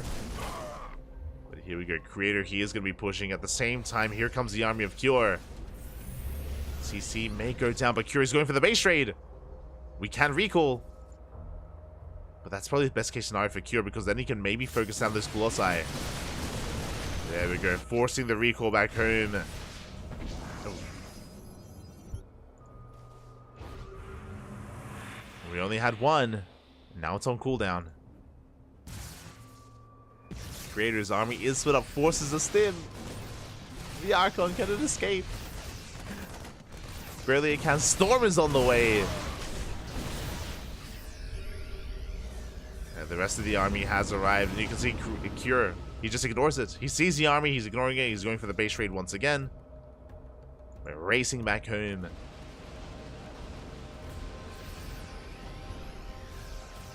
Scan does reveal the army, and Cure, he ignores it. He goes straight for the Nexus. Uh-oh, and we're going to be able to get all these probes. Creator just completely out of position. This is the power of Terran. It's just such a mobile army. But we're committing to the fight, and we do get the base. Oh my god. The Nexus goes down, and Creator, he can't actually get another. He can't get another Nexus. It's not possible. He doesn't have the money for it. A big misstep here from Creator. Can Cure somehow pull this off? In a head-to-head fight, Creator wins. But he hasn't rebuilt his base. Oh no, he can force a draw. No shot. Creator. He can force a draw. There's no Phoenixes. Is there a Stargate? There is a Stargate. Okay. Technically, Creator, he can throw down a pylon, or even just he can repower this Stargate with his War Prism, and he can make a Phoenix. And if he makes one Phoenix, then he can win, because then he can kill the buildings. He needs to make sure that he has enough, that he doesn't like waste his money though, because Creator, technically, if he wants to, he can warp in, but he needs to preserve this Stargate, and Curie's going for it. He knows. No shot. He's going for the Stargate. Gets the pylon. And if he gets the Stargate, that's a draw. Ay, ay, ay. I can't believe it. The Stargate goes down, which means we cannot make anything that shoots up. We cannot make a Phoenix. It means that these buildings are safe. It means that technically Cure cannot lose. Cure cannot lose this game. Unless I'm missing something. Technically, we could try to... Yeah, Cure, he's letting him know. Yeah. So, Creator, he has some money. I don't know the math. Can we have a probe. Can we afford a Stargate? If we can build a Stargate, then maybe we can make a Phoenix. Otherwise, draw. Ay, ay, ay. Ah. Oh my god. No shot, Bappy. No shot. Cure, he had... Sorry, Creator, he had... This, like, even if this army dies, it doesn't matter. It doesn't matter. Not anymore. And technically, Cure can actually win. If Cure kills all the bases. Oh, wait, what? We can get a Nexus. Wait, am I crazy? Did we not have... We didn't have... Did I miss something? Wait, hold on. I'm winding it back. We have money for a Nexus. I thought we didn't have 400 minerals. We did. Oh, I'm blind. Okay, never mind. Never mind. We had 400. Did we cancel something? I swear to God, there was a moment where we did not have the money for it. I guess we canceled some buildings. Hold on, I'm winding it back. I'm checking the replay. Oh, we canceled gateways. Ah, I see. Okay. I thought I was losing my mind because I was like, we don't have anything.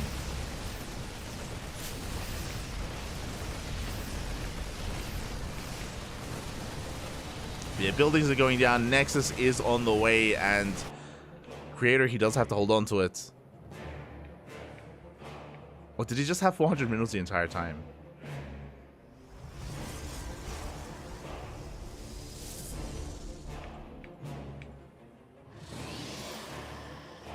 Yeah, he can't. It was Storm. Okay, that's it. I didn't notice. So, Creator, he had Storm in production, and he canceled Storm to be able to afford the Nexus. Okay.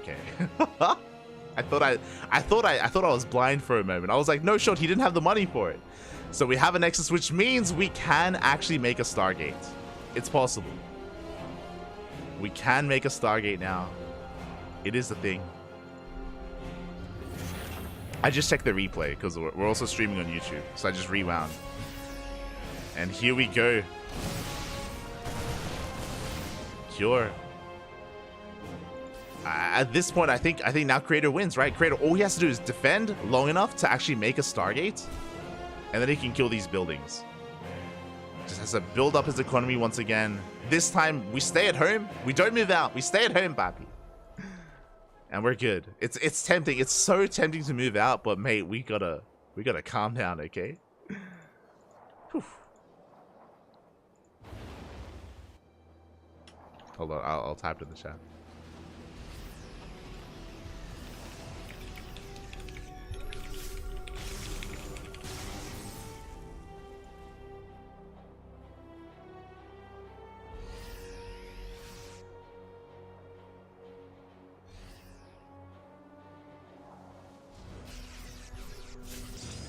Now we're chilling. We're chilling, papi. We're chilling. This is so risky. Creator, don't move out. Oh my god, it's happened before. I'm so paranoid. Whenever Creator leaves his main, base, but he's coming across these CCs. He does come across the last bases here of Cure. GG gets caught. Creator is gonna win this. Is gonna take the 2-1 lead. GG. GG, well played. And Creator, he will take the win there. One probe to a Stargate. There we go, papi. GG does take it. Again, so basically when the final base of Creator died, Creator, he only had 270 minerals. So I was like, oh, he can't make anything. I just assumed. I didn't recheck the minerals that he had canceled Storm, so he had enough money to throw down another base. Oh god. GG. I'm just glad that Creator didn't throw that. I'm just glad that Creator did not throw the game. It's all good, papi. It's all good. Let's go.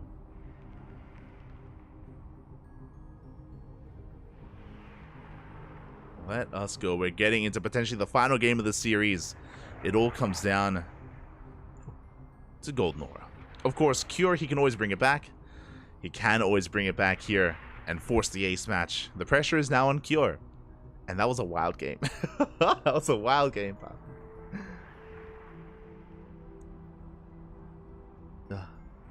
Ay.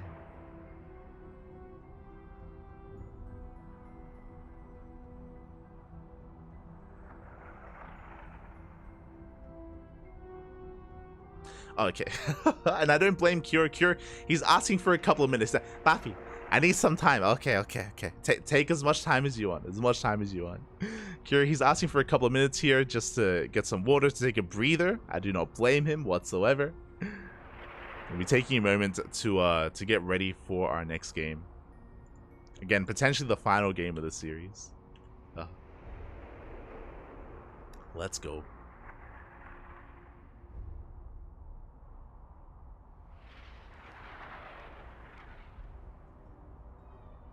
Oh my god. But the tenacity, papi, the tenacity of Cure was insane. He just refused to give up, refused to let down. And yeah, he almost caused the draw. Almost forced the draw out of his opponent.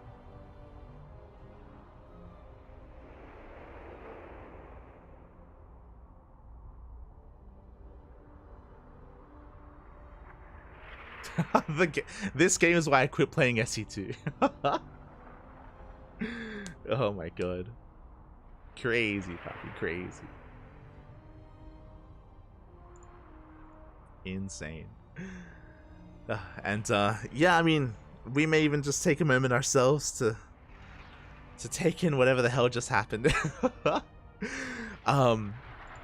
And yeah, it's just been a wild ride so far. Again, just some really clutch moves from both players. Winding it back here on Hecate, because there's a lot to actually talk about. Obviously, it was a really aggressive style out of Cure, and he was doing so well. Remember, with the first fight, with the initial engagement, he was able to pop off with his anti-armor missile, with his Widowmine shots as well. He was just he was dominating Cure. He was actually looking just unstoppable. And if you remember, it was in that moment when Cure, he was pushing towards the main, he was pushing towards the third at the same time. The creator, he just said screw it, and he went for the base trade. He went for a big base trade across the map, and that was the correct move to go for. It was the only move that creator could have gone for. He took control of the main base and was able to reestablish himself on the other side of the map. And from that moment, I thought that creator had won the game. And he kind of did, but Cure refused to give up, refused to surrender. Almost brought it back in the end. Ay. I can't believe it, Papi. I can't believe it. Let's go. We're getting into potentially the final game of this series, and spawning in the top left-hand corner of a Golden Aura, we have the South Korean Protoss player representing Club NV. One game away from becoming this week's champion. It is Creator. And spawning in the bottom right-hand corner, we have his opponent. We have the South Korean Terran representing Team Liquid. Down in this series, he needs to fight back here and now to force the ace match. It is Cure.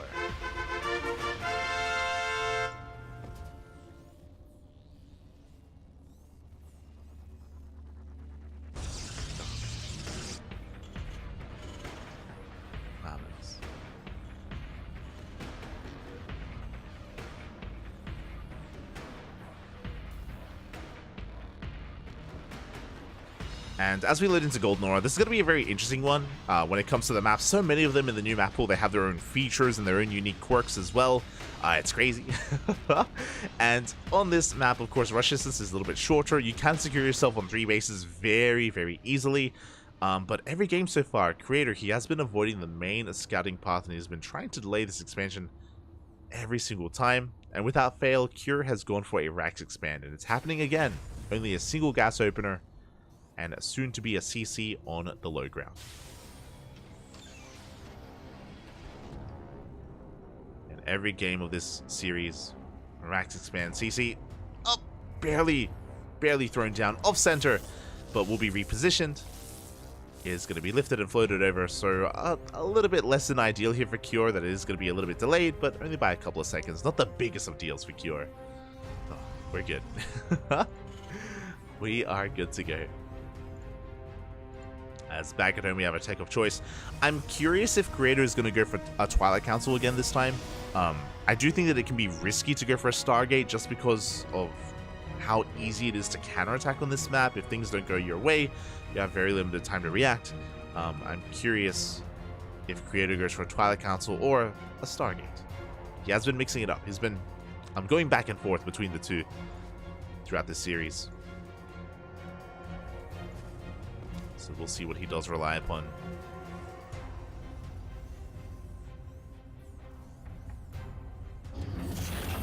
I think that was the first successful base trade by Protoss that I saw lately. I mean, base trades they're a little bit more unique, and to be fair, no, that wasn't even the first base trade of the series. Ay. Wasn't even the first base trade of the series. So yeah, Creator, he's been able to get on top of Cure quite a bit throughout the course of this. And yeah, it is going to be a Stargate. Okay, we have our tech of choice. Stargate opener by Creator.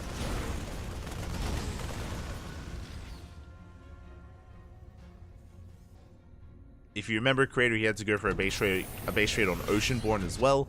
But that made more sense, and just because Creator knew that he couldn't fight the main army, and eventually Cure, he forced the fight as well on Oceanborn, which is the game, of course, that Cure won. But we'll see if we can replicate that in some way here on Golden Aura. For now, again, Stargate Open, it's going to be Phoenixes. Should be Phoenix into a third base into Colossus once again. It's a very robust build, and a reason why it's so standard, a reason why it's so commonplace in the meta. It's good. It does keep you safe in the early game. Meanwhile, across the map, Cure once again going to be going for a safety Cyclone to begin with into his Raven production. And the Mind Drop is coming in. Oh my god, a very committed Mind Drop at that. We have 4 Widow Mines and 3 of them will be lifted. We have Hellions diving in as well. Cure just doubling down on the aggression. But can he get anything done? Because so far, the mine! Oh! Getting 4 probes, making it worth it towards the end. Almost a perfect defense. As Creator will chase down that medevac. That is 5 probes going down. Looking at the install side, those 5 workers for 4 Widow Mines, a medevac, and 2 Hellions. I want to say that was a pretty even trade. It was a pretty big commitment, though, to lose 4 Widow Mines in such a fashion.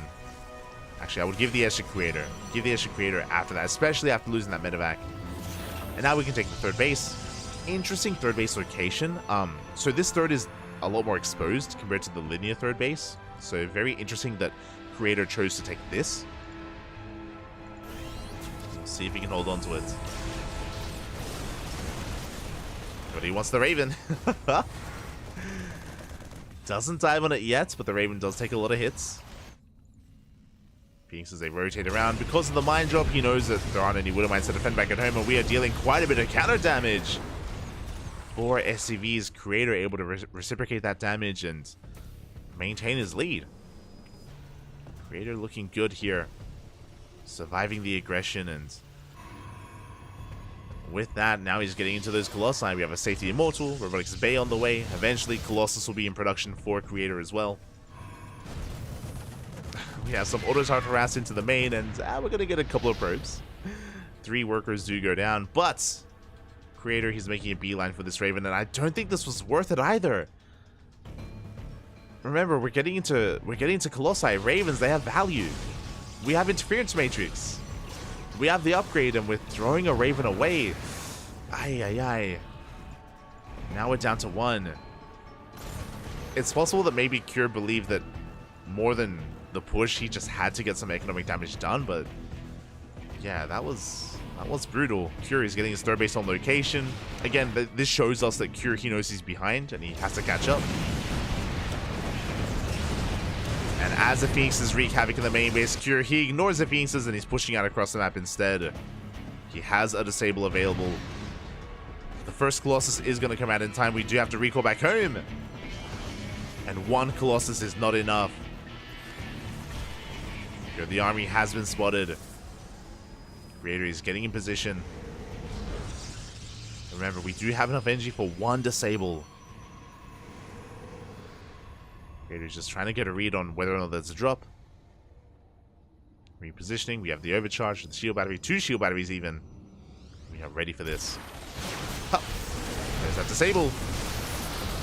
Good force fields, but the army ignores the force fields entirely. They get into the mineral line. Probes are going down. Mine shots go off, but Creator, he will hold, only losing 4 workers.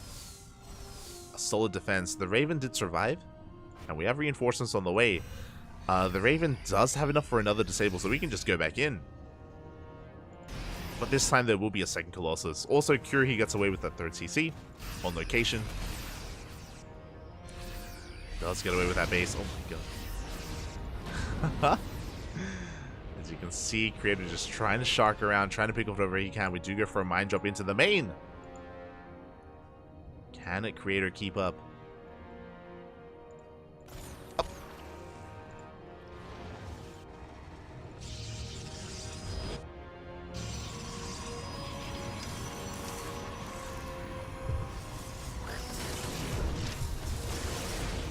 Wouldn't mind drop though, gonna be shut down.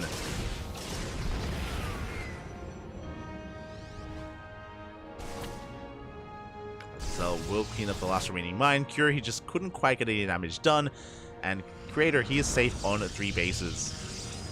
He's taking up. We have Temple Archives. 2 Temple Archives on the way, unfortunately. But regardless, we are taking. Creator, he could do with a 4th base at the moment, but he's not quite expanding yet, as he gets eyes on the 3rd of his opponent. Now aware that Cure, he's been able to keep up, now ahead economically. +1 air attack on the way. Interesting. Not an upgrade that I was really expecting. But Cure, he does have a pretty intense army. Mind Drop coming back in. Is going to get shut down. Really good control so far at a Creator. He's keeping up with everything. Meanwhile, we can just go for a massive Doom Drop into the main base. Phoenix is out of position. Oh, and +1 armor is going to be denied. The Bay as well. I'm getting some deja vu. This reminded me of Hero. The Phoenixes, they are going to shut down some of these medevacs at least. Not even. They get 1? Yeah, we commit, but then we're going to get a couple more. That's a big loss here for Creator. Losing so many Phoenixes.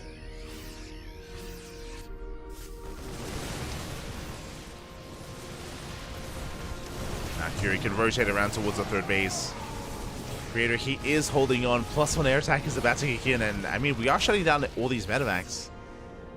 They are all going to fall, which means there's no way out for Cure.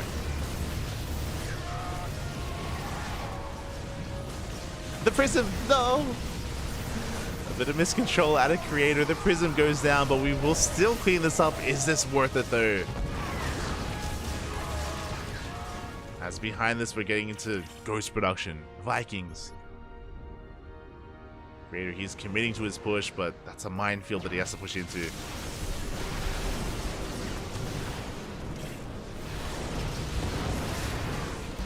Even more mines behind this. Really attentive micro out of Creator. I love that because he has an observer with his main army, he's just been so on point with his whole position micro. Just mowing his way through everything.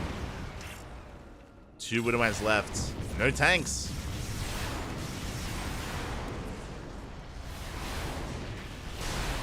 Oh my god. Likewise, Hero just bullying these Phoenixes. Oh my god. The Vikings, they're going ham. Creator got his 4th. Did get his 4th base up and running. Did we throw down a Bay again? We did not. Oh, no more Pro production. There is no Bay. That looks like a bit of an oversight out of Creator. And here we go. We're pulling the boys. We're diving on this army, but the choke point is real. Oh, the swipes are insane. The Spreader Colossus just going to town on this army. Yeah, the Vikings, they're not being able to push in. And it looks like Creator, can he break through? Oh, Zelte arrived just in time. The juggling. The juggling is crazy, and Creator, he is breaking through. He did lose his observer. There is no detection, but look at the worker count. 28 SCVs went down. 1 Colossus will fall. With these reinforcements, with this observer, we can keep on pushing.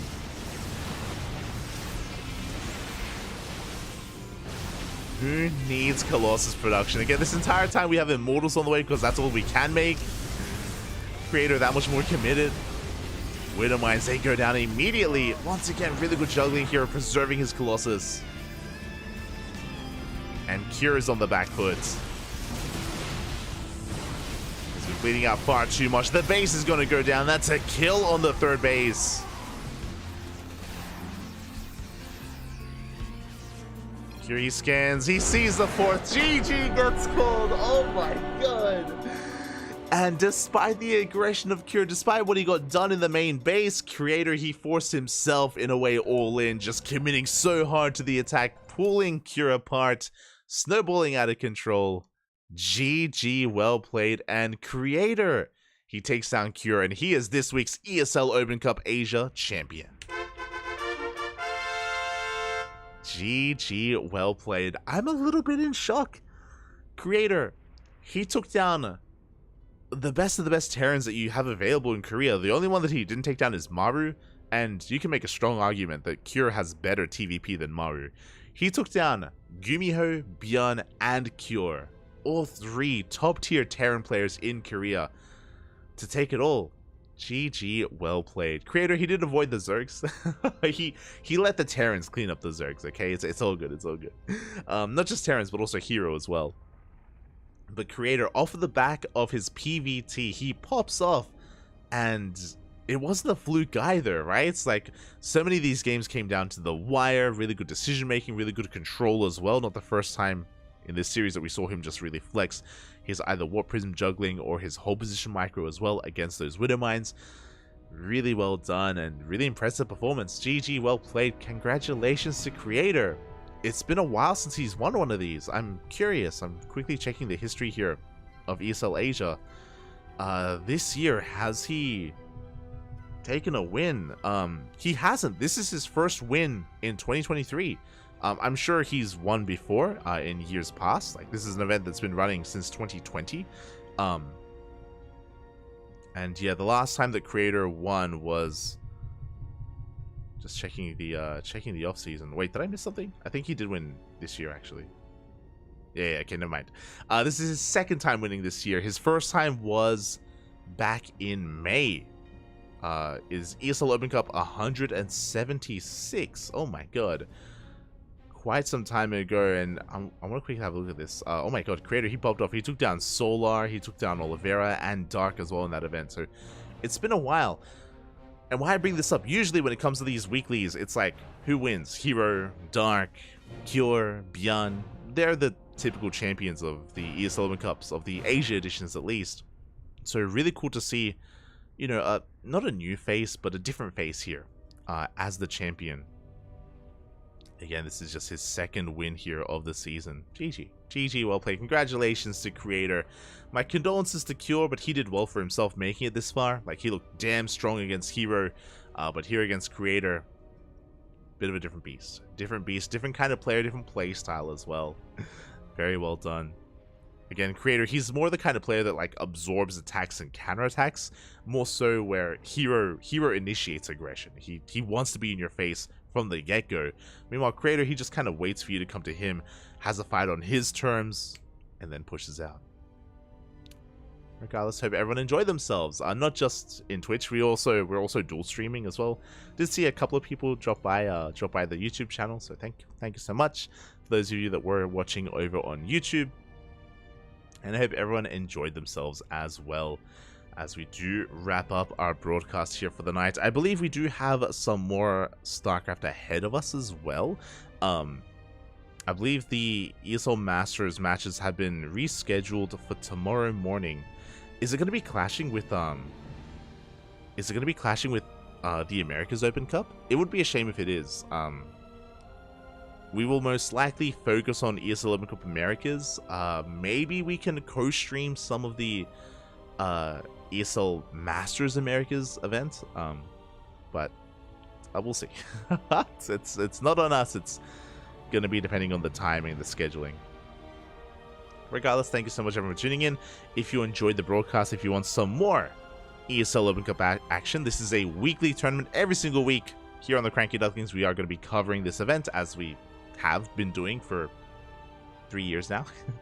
It's been 3 years, Papi. It's been 3 years. Ever since 2020, we have been covering, since its inception, we've been covering the ESL Open Cup. So if you're curious, you know, we've got plenty of VODs available, and we will continue to cover this event every single week. Likewise, we are also going to be casting ESL Open Cup Americas, which is in how many hours? 11 hours time. Which means I can sleep.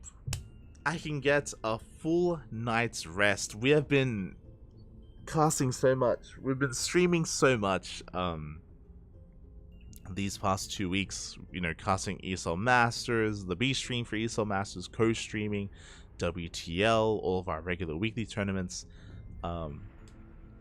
It was I really appreciate the people that reached out. You know, I had some ESL admins reach out. Sinistro of course reached out, and he was like, "Papi, get some rest, you're going crazy." But I appreciate it as well though. Like I do know that one of my strengths at least is our stamina. We can go all night, Papi. We can go all night. Our stamina, you know, we can cast like no other, and we try to cover as much as we can. and it's okay. We'll get some sleep tonight. We'll get some sleep, some proper sleep, some proper veg. Thankfully. And yeah, hope everyone enjoyed. Hope everyone will be here the next time as well. Again, our next broadcast is in 11 hours. Unlikely to go live before that. We typically don't cast ESL Open Cup Europe. I'm tempted. I'm very tempted to cast Europe, but I think we'll leave that to some of the other European casters. It's all good. We'll stick to Asia, and we'll stick to Americas. We like it, pup. We like it. And yeah, with that, I guess we are going to be saying goodnight. Okay, saying goodnight to the people. If you want to follow us, you can follow us on all the socials. We have Twitter, we have Facebook, we have Instagram, we have YouTube, we have Discord as well. All things CranKy Ducklings. If you want to support us, you can do so on Patreon. We have a Patreon where we try to fund our own events and host our own tournaments. So if you're interested in supporting the scene, we got you covered over in our Patreon. And yeah, with that, thank you so much. Stick around. We're going to be giving another StarCraft streamer a raid. I'm not too sure who, but we'll find someone to raid. We typically raid smaller streamers and StarCraft streamers at that. So we'll find someone. We'll find someone to give our love to. So yeah, with that, thank you so much. We'll see you tomorrow for ESL Americas. And until then, enjoy yourselves. Have a good week. Have a good day. Have a good night. Hasta luego. Bye. Bye. Hasta luego.